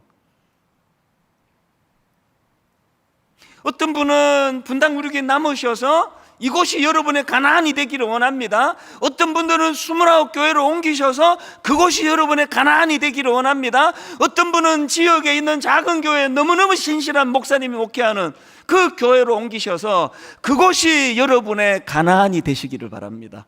어디든 상관이 없는데 하라는 더 이상 곤란합니다. 내가 좋아서 있는 그곳, 화려해서 매력이 있어서 그렇게 데라처럼 비참하게 인생을 끝내는 그런 삶이 아니라 하나님이 우리 허락하신, 그래서 저는 지금도 꿈꾸며 기도합니다. 아버지, 저의 목회의 마지막이 화려한 하란에 머무는 것으로 끝나는 것이 아니라 가나안의 내 인생의 마무리가 되기를 원합니다. 오늘 말씀을 기억하시면서 참 오랜만에 불러보는 찬양이에요. 이 땅 위에 하나님의 교회, 부르심을 따라 일어나 거칠은 광야 외치는 소리로 거듭거듭 피어나라. 정말 하나님, 우리 남은 생에 하나님의 두 번째 부르심이 들려지기를 원합니다. 하나님의 두 번째 부르심으로 아버지 그저 안주하고 의미 없이 살아가는 하루하루가 아니라 정말 하나님 주신 그 꿈을 가지고 벅찬 가슴으로 목적지 가나안을 향해 발걸음을 옮기기 원합니다. 리추얼이라는 제목의 책이 있는데요, 이 책의 부제는 일단 움직여라, 마음은 따라온다, 이런 부제를 갖고 있는 책입니다. 그 책 표지에 보니까 비슷한 구호가 있는 걸 제가 봤는데요, 생각보다 중요한 행동의 힘, 해보면 하고 싶어진다. 그리고 목차에도 보니까 제1장의 제목도 거의 비슷합니다. 먼저 행동하라, 마음은 따라온다. 지금 이 비슷한 구호들이 설명하고 있는 그 강조, 이게 뭘 강조하고 싶은지 감이 좀 잡히지 않습니까? 보통 사람들은 이 몸과 마음의 관계에서 이 마음이 우선이라고 생각을 하지 않습니까? 그래서 이런 말들 많이 하잖아요. 뭘 하려고 하면 결심이 중요하다, 이 마음을 움직여야 된다는 뜻 아닙니까? 그러나 현실적으로 보면은 아무리 마음을 굳게 먹고 결심해도 그 몸이 잘 따라주지 않는다는 겁니다. 그래서 그 책 저자가 주장하는 게 뭐냐면은 많은 경우 마음이 가는데 몸이 가는 게 아니라 몸 가는데 마음이 간다. 이걸 이제 여러 가지 자료를 가지고 증명하면서 책을 이제 풀어나가고 있는데요. 그래서 저자가 강조하는 거, 일단 움직여라, 먼저 행동해라, 마음은 뒤따라온다, 이걸 이제 강조하는 책입니다. 그런가 하면은 또 무조건 심플, 이런 제목의 책이 있는데요, 이 책은 전문 경영 컨설턴트인 저자가 오래 연구 끝에 내린 결론을 소개하는데, 결론을 한번 들어보세요. 비즈니스에서 가장 효력이 큰 단 하나의 법칙이 있다면 사업장과 시장을 단순화하라는 것이다. 그래서 그 책 제목이 무조건 심플이에요. 사실 저는 이 책 내용도 안 보고요, 그냥 구입했습니다. 왜냐하니까 이 책 제목 무조건 심플, 이건 제 인생의 구호이기 때문이에요. 하나님 앞에서 그렇게 복잡하게 생각하고 복잡하게 살면 안 된다는 주장을 저는 하고 있거든요. 그래서 제가 물 철학을 얘기하잖아요. 물이 위에서 아래로 흐르는데 복잡한 거 없습니다. 물을 아래에서 위로 끌어올리려니까 그렇게 복잡한 거 아닙니까? 창조주 하나님이 계시고 우리를 설계하신 그 하나님께서, 우리를 가장 잘 아시는 그 하나님께서 우리에게 주시는 그 말씀에 따라 가지고 그렇게 살아가는 거, 복잡한 게 하나도 없습니다. 그래서 그 책에서 주장하는 이 내용들을 보면서 저는 이런 구호를 만들어 봤습니다. 하나님의 뜻이면 순종한다, 하나님의 뜻이면 일단 움직인다, 먼저 행동한다, 그러면 마음은 따라온다. 아주 간단하고 단순한 그 책 제목 무조건 심플, 이게 저에게 참 묵상하는데 굉장히 도움이 된 그런 책 제목입니다. 오늘 본문에서 아브라함이 보여주는 모범이 바로 이런 모습이거든요. 뭐 복잡한 게 하나도 없습니다. 1절에서 하나님이 말씀하십니다. 창세기 12장 1절, 여호와께서 아브라함에게 이르시되 너는 너의 고향과 친척과 아버지 집을 떠나 내가 너에게 보여줄 땅으로 가라. 그랬더니 4절, 이에 아브라함이 여호와의 말씀을 따라 갔고, 뭐 복잡한 게 하나도 없습니다. 그 생각 없이 사는 그것도 문제지만요, 이 생각을 너무 복잡하게 해가지고 한 걸음도 행동으로 발걸음을 못 옮기는 건 더 큰 문제 아닙니까? 그 출애굽기 3장을 보니까요, 소명받기 이전에 이 모세가 딱 그렇게 생각이 복잡했던 사람이에요.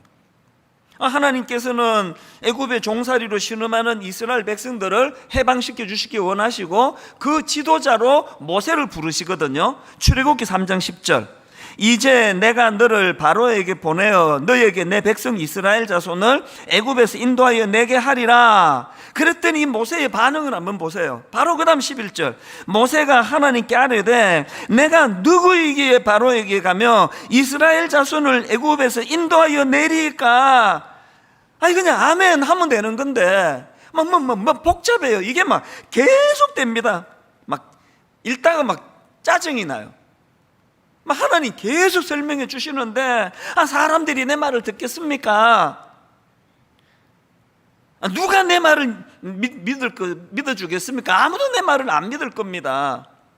나는 말재주가 없는 사람입니다. 나 혀가 둔한 사람입니다.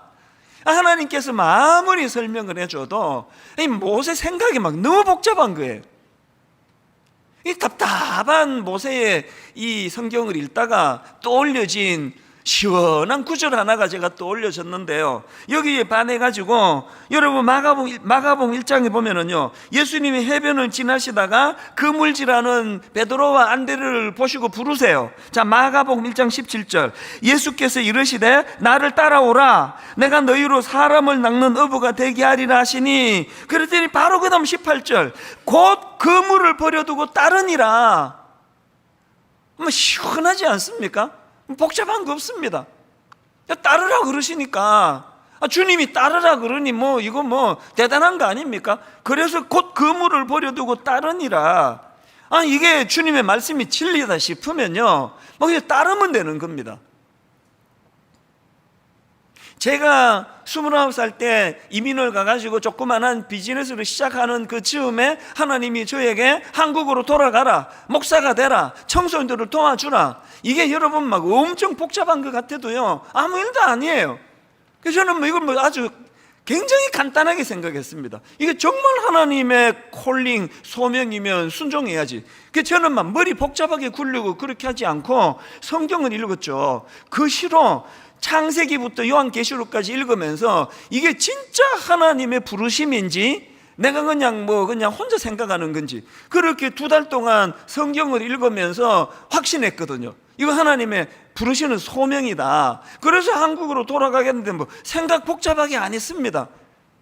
뭐 복잡하게 생각했겠습니까? 오죽 간단하게 생각했으면은 김포공항에, 그때 국제선이 김포공항인데 김포공항에 도착해가지고 그날 밤에 어디서 잘 궁리도 안 하고 한국에 나왔잖아요. 그 모든 피해를 그때 신혼부부였던 내 친구가 다 근데 그 집에 보름이나 내가 머물렀잖아요. 제가요, 생각 복잡하게 했으면 절대로 한국에 못 돌아왔습니다. 결혼도 안 했죠. 5남매 중에 막내죠. 온 가족들이 도와줘가지고 지금 비즈니스 시작한 지 지금 뭐 얼마 안 되죠? 네, 하나님, 나 한국에 못 갑니다. 이렇게 설명할 수 있는 이유를 10가지도 더 될 수 있습니다. 복잡하게 생각 안 했습니다. 이게 진짜 하나님의 소명이면 가라면 가는 거죠. 분당 우리 개축도 마찬가지 아닙니까?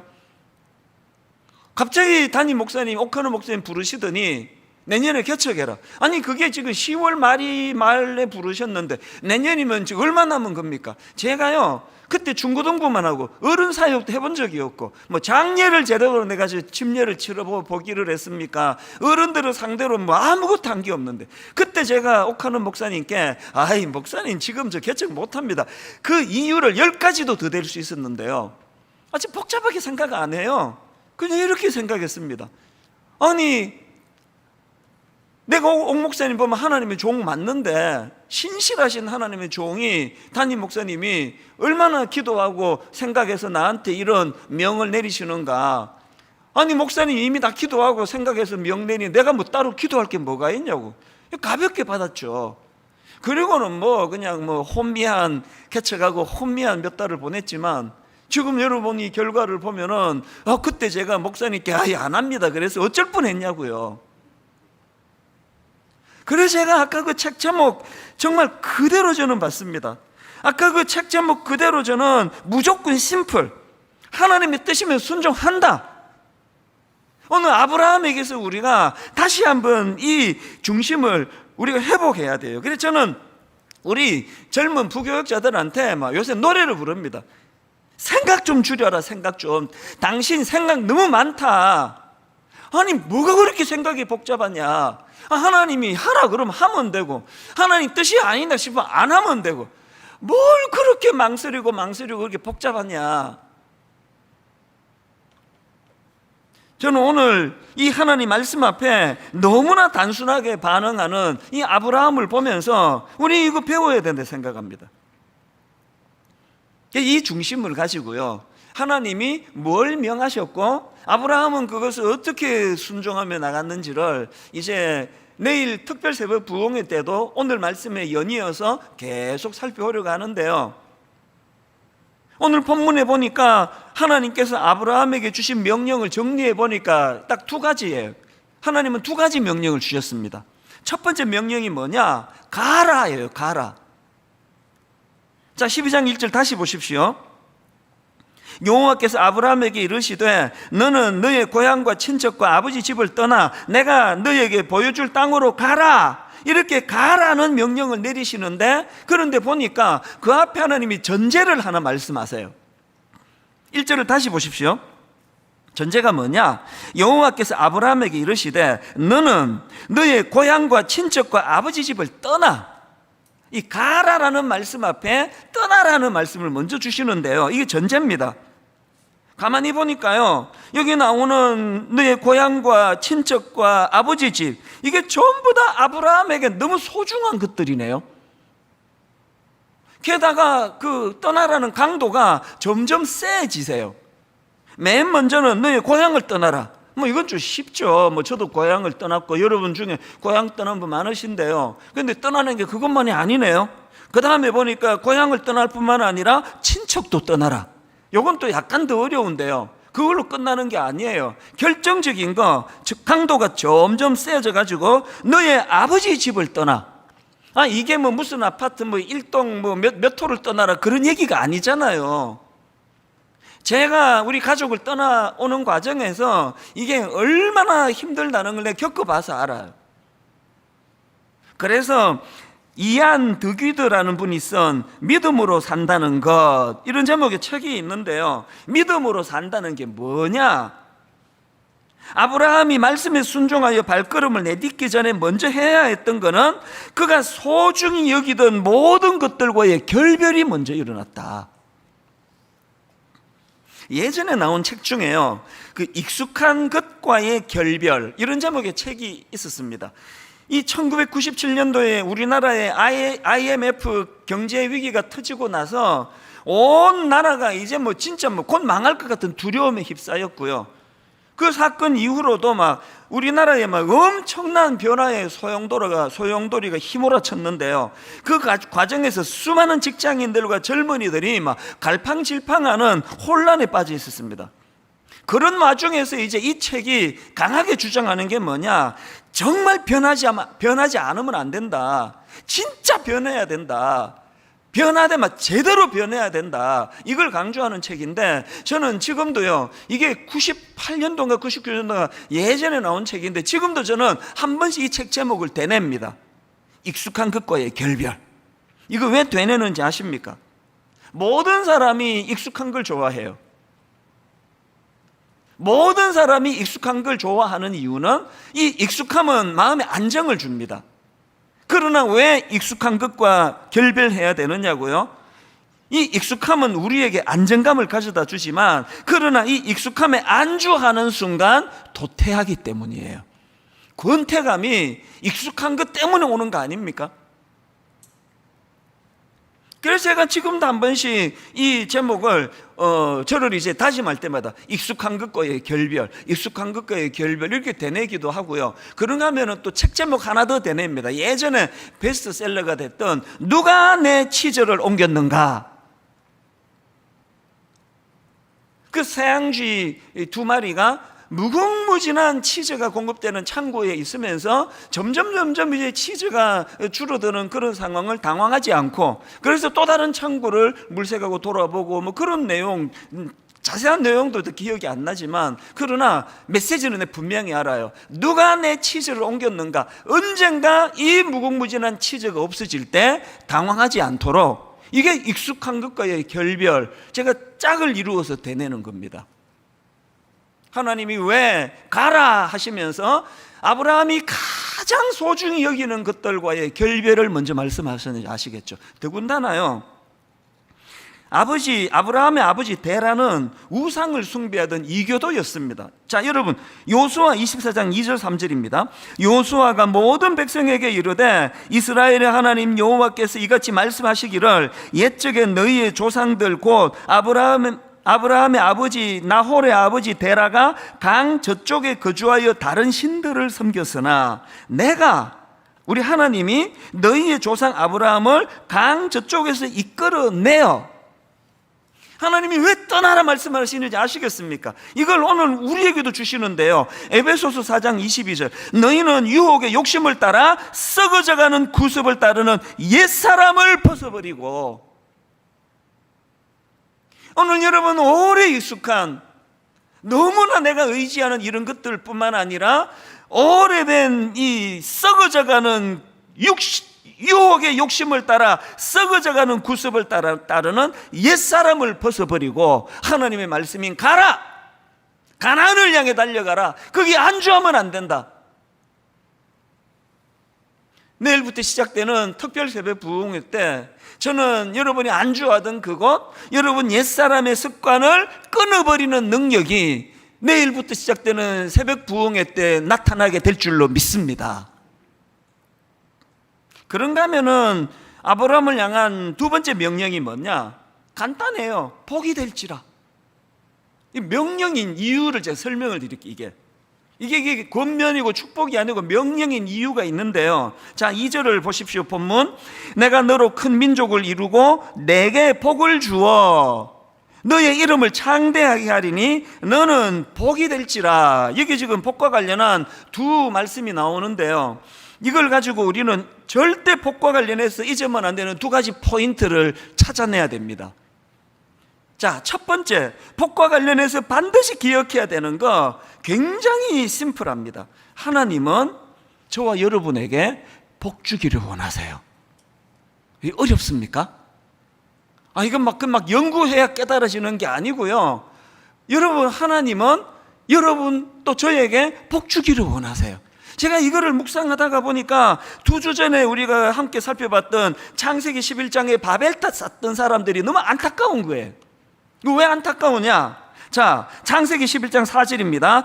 또 말하되 자, 성읍과 탑을 건설하여 그 탑 꼭대기를 하늘에 닿게 하여 우리 이름을 내고, 그 사람들이 그렇게 죽을 고생하며 탑을 쌓았던 거는 자기 이름을 내기 위해서였는데요.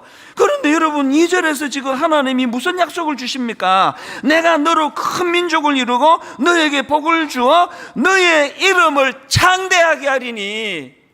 아니, 창조주 하나님이 그렇게 자기 이름 내려고 바등바등 안 해도 하나님이 이름 주시기를 원하신다는 거예요.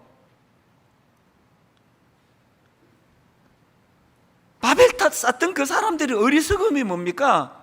아니, 그 복주기 원하시는 그 하나님은 배제시키고 그 알량한 자기들 그 좁은 생각으로, 좁은 머리로 그렇게 바벨탑을 세워나가니까 이게 애당초 이게 말이 안 되는 일 아닙니까?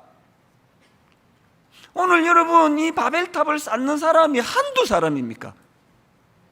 그렇게 자기 이름을 내보겠다고 그렇게 바둥바둥 애를 쓰는데 그게 되던가요? 그래서 제가 생각 좀 복잡하게 하지 말라는 거예요. 그럼 뭐 그렇게 탑쌓겠다고 그렇게 애를 쓰시느냐고요. 하나님이 복 주신다는데 믿으면 되는 거 아닙니까? 하나님은 저와 여러분 이찬수 목사와 모든 성도님들에게 복 주시기 원하십니다. 믿으십니까? 이 굉장히 단순하지만 너무나 중요한 메시지예요. 하나님 우리를 부르실 때요, 우리를 착취하려고 부르시는 거 아니에요. 사실 제가 그 철없던 29살 때 사실은 비즈니스 지금 금방 시작했는데 막 온 누나 형 도움 받아가지고 이제 억지로 시작했는데 이게 내려놓고 한국 가라 그러니까 사실 처음에 좀 두려웠죠. 희생인 줄 알았죠. 막 엄청 각오하느라고 그냥 몸살도 걸리고 그랬는데 그 어리석은 생각이에요. 하나님이요, 저를 착취하려고 부르시는 분이 아니에요. 그렇게 부름에 순종해가지고 30살 때 한국 돌아와 이후로 31년 동안 제가 받은 복은 이루 말로 다 못하는 거 다 아시잖아요. 그 모르는 분 계세요? 분당 우리 교회를 개척하고 성도님들도 그 복을 좀 누리셨다는 분이 많으셨거든요. 개척 초기에요, 이민 가기로 그 수속을 밟고 있었다고 기억을 합니다. 이민 가기로 했는데 이 교회가 너무 행복해가지고 이민을 안 간 분들이 계세요. 이 설교 준비하다가 그 초창기 때 그분들 교회를 위해서도 너무나 수고를 많이 하시고 그랬는데요, 그분들 생각이 나는 겁니다. 제가 하나님 말씀에 순종해서 분당 우리를 개척했기 때문에 그 복을 누린 성도들도 많이 계시지만요, 뭐라 그래도 그 복은 제가 제일 많이 받은 거예요. 제가 그때 제가 미국에서 한국으로 여기민 안 왔으면 어쩔 뻔했나 아무리 생각을 해도 이건 그래서 여러분, 하나님은요 우리를 착취하려고 부르시는 분이 아니라 복 주시기 위해 부르신다는 거, 이 간단한 진리를 마음에서 믿음으로 받으시기를 바랍니다. 그런가 하면은 복과 관련해서 또 하나 진짜 기억해야 될 두 번째가 있는데요, 여러분, 하나님은요, 첫째, 우리에게 복 주시기 원하실 뿐 아니라 둘째, 다른 사람에게 복을 끼치는 자가 되기를 원하신다는 겁니다. 자, 2절 현대인의 성경을 한번 보십시오. 2절, 내가 너를 큰 민족의 조상이 되게 하고, 이 첫 번째 복입니다. 너를 축복하여. 이건요, 하나님이 어떤 민족에게 준다는 그게 아니에요. 아브라함 개인에게 주시는 거예요. 하나님께서 먼저 내가 너를 큰 민족의 조상이 되게 하고 너를 축복하여 내 이름을 크게 떨치게 하겠다. 그리고 그 다음 두 번째 보세요. 너는 다른 사람에게 복을 끼치는 자가 될 것이다. 이 다른 사람에게 복을 끼치는 자가 된다는 게 뭘 의미하는지 3절에 가면 좀 더 자세히 알 수 있습니다. 3절, 너를 축복하는 자에게는 내가 복을 내리고 너를 저주하는 자에게는 내가 저주하리니 땅의 모든 족속이 너로 말미암아 복을 얻을 것이라. 이거 신나는 거 아닙니까? 여러분, 제가 오늘도 살아가야 될 이유가 있다면 제가 오늘 여러분에게 줄 게 있기 때문이에요. 그러니까 여러분, 이찬수 목사로 말미암아 여러분이 복을 받게 된다. 이게 얼마나 이게 살맛 나는 이야기예요. 제 기도하는 거 아시죠? 하나님, 제가 누군가에게는 선물 같은 존재가 되기를 원합니다.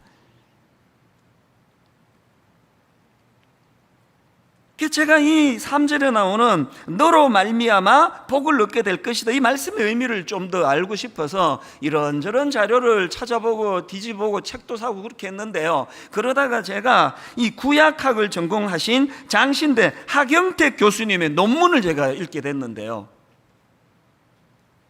이 교수님의 논문에 의하면은 여기 나오는 너로 말미암아 라는 이 말씀의 의미는 학자에 따라서 강조점이 조금씩 다르다면서 쭉 설명을 하는데, 이걸 제가 두 가지로 정리를 해봤습니다. 자, 여기 나오는 너로 말미암아, 그러니까 너로 말미암아 복을 얻을 것이다, 여기 나오는 이 너로 말미암아를 어떻게 해석할 수 있느냐. 첫째로요, 이 너로 말미암아는 땅의 모든 족속이 너를 통하여 복을 받을 것이다, 이렇게 번역할 수 있다는 겁니다. 그러니까 여기 나오는 너로 말미암아는 이 축복의 중재자, 이 축복의 통로로서의 아브라함을 강조하는 것으로 그렇게 번역을 할 수가 있다.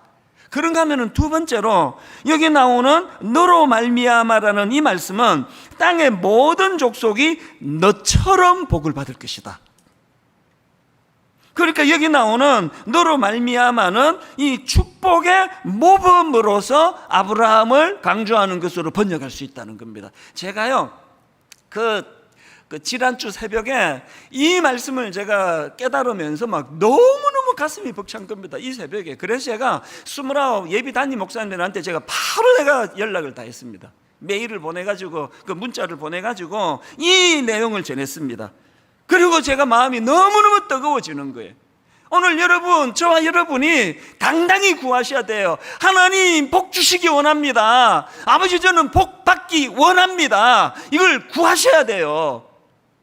당당하게 복 받기를 주님 앞에 기도하고 소원을 가지고 구하시는데요, 그것만 하시면 안 됩니다.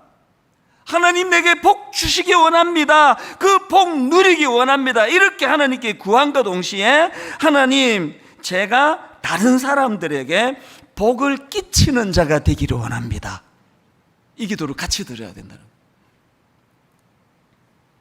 마가복음 6장에 보면은요, 바로 이 내용과 관련해서 확 드러나는 두 가지 이질적인 너무 대조적인 사건이 기록되어 있는데, 이거 한 달 전인가 나누었던 내용이에요. 자, 한번 보십시오. 이 마가복음 6장에 보면은 이제 오병이어 사건이 나오고요. 그리고 그 앞에 이제 헤롯 왕이 배설한 잔치 이야기가 거기 기록이 되어 있는데, 자, 먼저 헤롯 왕의 잔치의 특징을 한번 보시겠습니까? 자, 마가복음 6장 21절 22절입니다. 마침 기회가 좋은 날이 왔으니 곧 헤롯이 자기 생일에 대신들과 천부장들과 갈릴리의 귀인들로 더불어 잔치할세 헤로디아의 딸이 친히 들어와 춤을 추어, 그 다음 보세요. 헤롯과 그와 함께 앉은 자들을 기쁘게 한지라. 헤롯이 배설한 잔치의 특징은 뭐예요? 헤롯과 자기 수하에 있는 사람들이 기쁨을 누리는 목적을 가진 잔치예요. 자기 자신의 기쁨을 누리는 그 헤롯 왕의 잔치의 비극이 뭡니까? 바로 자기만을 유익하게 생각하는 그 이기적인 생각으로 시작한 그 잔치가 가슴 아프게도 죄 없는 세례 요한이 참수를 당하는 비극의 열매를 낳게 된 거 아닙니까?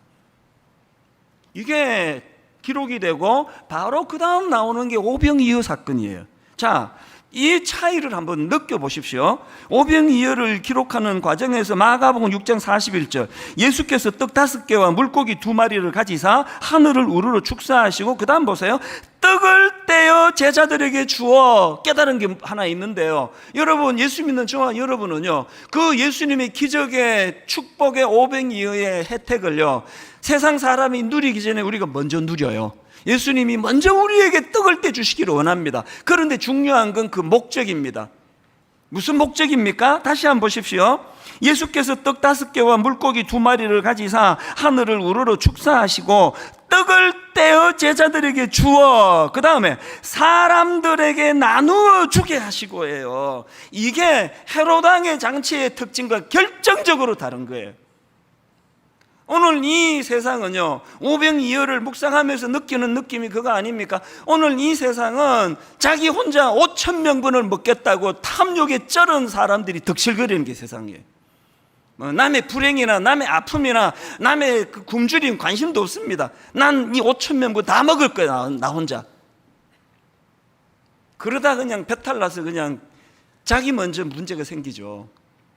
여러분, 오늘 이 세상은요, 나 혼자 5,000명분을 먹겠다고 탐욕에 쩔어 있는 이 시대인데, 오늘 우리가 헤롯 왕의 잔치의 특징인 나의 행복을 위하여, 나만의 유익을 위하여, 여러분 아무 죄도 없는 그 세례 요한을 참수시키는 이런 악한 이 세상에서 하나님의 말씀, 하나님의 백성인 우리는 5,000명분을 먹이는 기적의 도구가 된다는 사실 아닙니까?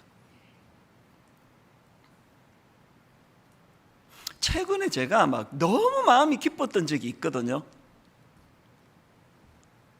제가 청소년 사회 갈 때 그 중학교 때 고등학교 때 6년을 저한테 배운 제자가 있어요. 이제 제가 중등부하고 고등부 올라갈 때 이제 따라온 그런 제자들이 있는데요, 이 친구가 결혼한다고 예비 신부를 데리고 인사를 왔어요. 목사님 기도해 주세요. 그렇게 이제 덕담을 나누는데 내가 잊혀지지가 않습니다. 세상에 노트는 다 낡아빠진 노트를 하나 꺼내더라고요. 목사님 이게 뭔지 아세요? 뭔데? 그랬더니요, 중학교 때부터 목사님 말씀을 받아 적은 거래요. 이야, 그 어린애가 참 대단한 친구예요. 그러면서 이제 그 메모해 놓은 거를 보여주고 뭐 대화를 하는데 제가 잊혀졌던 추억이 하나 떠올랐습니다. 제가 그때 청소년 사회 가면서 많이 가르쳤던 것 중에 강조했던 게 있는데요, 막 구호를 외치고 따라하라 그랬는데, 그게 뭐냐 하니까 공부해서 남주자, 돈 벌어서 남주자, 은혜 받아 남주자. 뭐 한동대학교도 그런 모토가 있고 구호가 있고 또 이런 걸 외치는 교회가 많아서 전 감사하게 생각하는데요, 저는 92년도부터 이거를 아이들에게 가르쳤어요. 그래서 막 따라하라 그러고요, 그리고 막 가르쳤어요. 그 막 공부 안 하면 네 엄마가 혹은 아빠가 공부해서 남주나 왜 이렇게 공부 안 해? 공부해서 남줘? 그러면 네 이렇게 대답해라. 막 이렇게 막 우스갯소리도 하고. 이 친구가 그걸 기억하는 거예요. 여러분, 그 코흘리게 중학교 애가 그 제가 전한 말씀을 듣고 이렇게 노력을 하는데, 제가 막 교회를 목회하면서 탐욕에 쩔어서 목회하면 되겠습니까?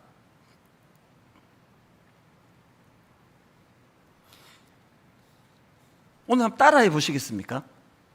그 순수한 그 동심으로 동심도 아닙니다. 중고등학생으로 돌아가셔서 한번 따라해 보시기 바랍니다. 공부해서 남주자. 원래 자기랑 해당 없는 거 크게 잘해요. 이제 뭐 공부 다 끝났는데 뭐. 공부해서 남주자. 돈 벌어서 남주자. 이 소리가 확 준 것 같은데. 내일부터 시작될 특세, 이 구호로 하셔야 됩니다. 은혜 받아 남주자. 이게 우리의 두 번째 사명이에요. 당당하게 주님께 구하세요. 아버지, 난 복 받기 원합니다. 복 주시기 원합니다. 그리고 그 주신 복을 마음껏 누리고 주님 은혜롭게 살기 원합니다. 그리고 그 주신 복을 흘려보내기를 원합니다. 오늘 우리가 여기 교회가 있는 것, 하나님이 너무나 삭막한 이 시대에 그들에게 선물과 같은 교회가 되기를 원합니다. 사실 분당 우리 교회 지난 19년은요, 뭐 하나님의 이 복을 뭐 말로 나눌 수 없이 받았습니다. 가장 첫 번째로 받은 복은요, 이 송림 중고등학교예요. 세상에, 이거 지금 우리가 지금 거의 20년째 쓰고 있잖아요. 가끔씩 묻거든요. 학교랑 문제 없느냐고. 그래서 이런 얘기예요. 우리 갈수록 사이가 더 좋아지는데 기적이라 그래요. 왜 그런지 아십니까? 우리는 거래 관계로 내가 요만큼 쓰고 이만큼 줄 테니 이런 게 없었습니다. 이거는 말도 안 되는 일방적인 혜택이에요. 그래서 학교가요, 오해도 많이 받았습니다. 뭐 뒷거래 하는 거 아니냐? 뭐 그런 거 없거든요. 근데 진짜 지금도 이해가 안 돼서 너무 행복한데요, 성린중고등학교가 이제 1위로 건물을 짓고 이사를 하고, 그리고 이제 바로 우리가 여기 들어왔는데요, 그런데 우리 직전에 분당의 규모가 큰 교회에서 이 강당을 빌려 쓰게 해달라. 그리고 뭐 규모가 있는 교회니까요, 뭐 꽤 많은 장학금과 뭐 이런 것들을 이제 제공하겠다고 약속을 뭐 제안을 했을 거 아니냐고요. 그런데 여러분, 그 이사장님과 송림중고등학교가 눈물나게 고마운 게 뭔지 아세요? 세상에 그렇게 큰 그 보상이 이루어지고 뭐 이런 장학금 같은 걸 제공해 주겠다는 그 학교를, 그 교회를 거절하고요, 그때 30-40명 모인, 게다가 담임 목사는 뭐 완전 애송이, 42살짜리, 얼굴은 35.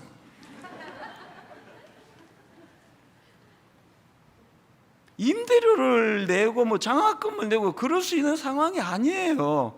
그런데 왜 그 고마운 이사장님과 학교가 그 큰 교회의 제안을 거절하고 우리에게 여기를 주셨는지 지금도 불가사의합니다. 그러나 저는 알지요. 하나님이 복 주신 거예요. 왜 주셨을까요? 흘려보내라고. 여러분, 우리 이사장님과 교직원들과 또 학교를 왜 기도하고 계시죠? 기도 안 하면 그 도리가 아니에요. 기도하셔야 됩니다. 그리고 인간적으로도 고마워할 뿐 아니라 하나님의 이 크신 복 주신 하나님 은혜를 기억하면서 흘려보내야 돼요. 더 많이 흘려보내야 된다고 저는 생각합니다. 이번에 제가 29교회가 분립되는 과정에서도 너무 가슴이 뜨거운 게요, 벌써 이런 시작도 안 했는데 이런 혜택이 막 일어나는 거거든요. 지금 장소를 물색하는 중인데요, 많은 단체에서 호의를 베풀고 계세요. 어떤 곳에서는 기독교 대안학교에서요, 이 29교회 중에 한 교회가 여기 좀 써라, 괜찮다 써라. 그런가 하면은 일산에 있는 어떤 장애인 학교는 내 진짜 고마워요. 거기에서 지금 거의 써라. 또 어떤 신학교는요, 기존에 그 신학교 안에 이제 캠퍼스가 크니까요, 그 안에 이미 교회가 있어요. 그런데 여기 와서 써라. 내 그 교회에 너무 감동을 받았습니다. 엄청 불편할 거 아닙니까? 이 교회에 있는데 또 들어가는 게 괜찮다는 거예요. 물론 우리가 얌체같이 그냥 막 공짜로 그렇게 쓰고 안 할 거예요. 당연히 장학금도 드리고 당연히 여러 가지 하겠지만 벌써 저는 이게 감동이 되는 거예요. 왜 하나님이 이런 놀라운 일들을 행하시느냐? 복 주시기 위해서예요. 우리 그 복을 누리면 돼요. 뭐 하면서? 감사하면서. 그런가 하면은 우리가 5,000명분 다 먹겠다고 탐욕에 쩌는 것이 아니라 흘려보내면 돼요. 29교회가 정말 5,000명을 먹이는 교회가 되기를 바랍니다. 결론을 이렇게 맺기 원합니다. 여러분, 이제 내일부터 특세인데요, 이사야 58장 11절, 여호와가 너를 항상 인도하여 메마른 곳에서도 내 영혼을 만족하게 하며 내 뼈를 견고하게 하리니 너는 물된 동산 같겠고 물이 끊어지지 아니하는 샘 같을 것이라. 이 하나님의 복을 누리시기를 주님 이름으로 축원합니다. 여러분 인생이 물된 동산 같은 형통의 복을 누리게 되시기를 바랍니다. 그런데 여러분, 여기까지만 읽으시면 안 되고요, 이 11절 바로 그 다음에 12절, 너에게서 날짜들이 오래 황폐된 곳들을 다시 세울 것이며 너는 역대의 파괴된 기초를 쌓으리니 너를 일컬어 무너진 데를 보수하는 자라 할 것이며 길을 수축하여 거할 곳이 되게 하는 자라 하리라. 모든 사람들에게 복을 끼치는 자가 되라는 거예요. 복을 받아 누리기 원합니다. 받은 복을 흘려 보내주시기를 원합니다. 내일부터 기도할 때 이 두 가지를 놓고 하나님 앞에 기도할 때에 분당 우리 교회를 통해요, 이 교회 성도들을 통하여 이 대한민국의 모든 예수 믿는 분들의 복이 임하게 되기를 바라고, 그 복이 흘러가 대한민국을 살리는 역사가 일어나게 되기를 바랍니다.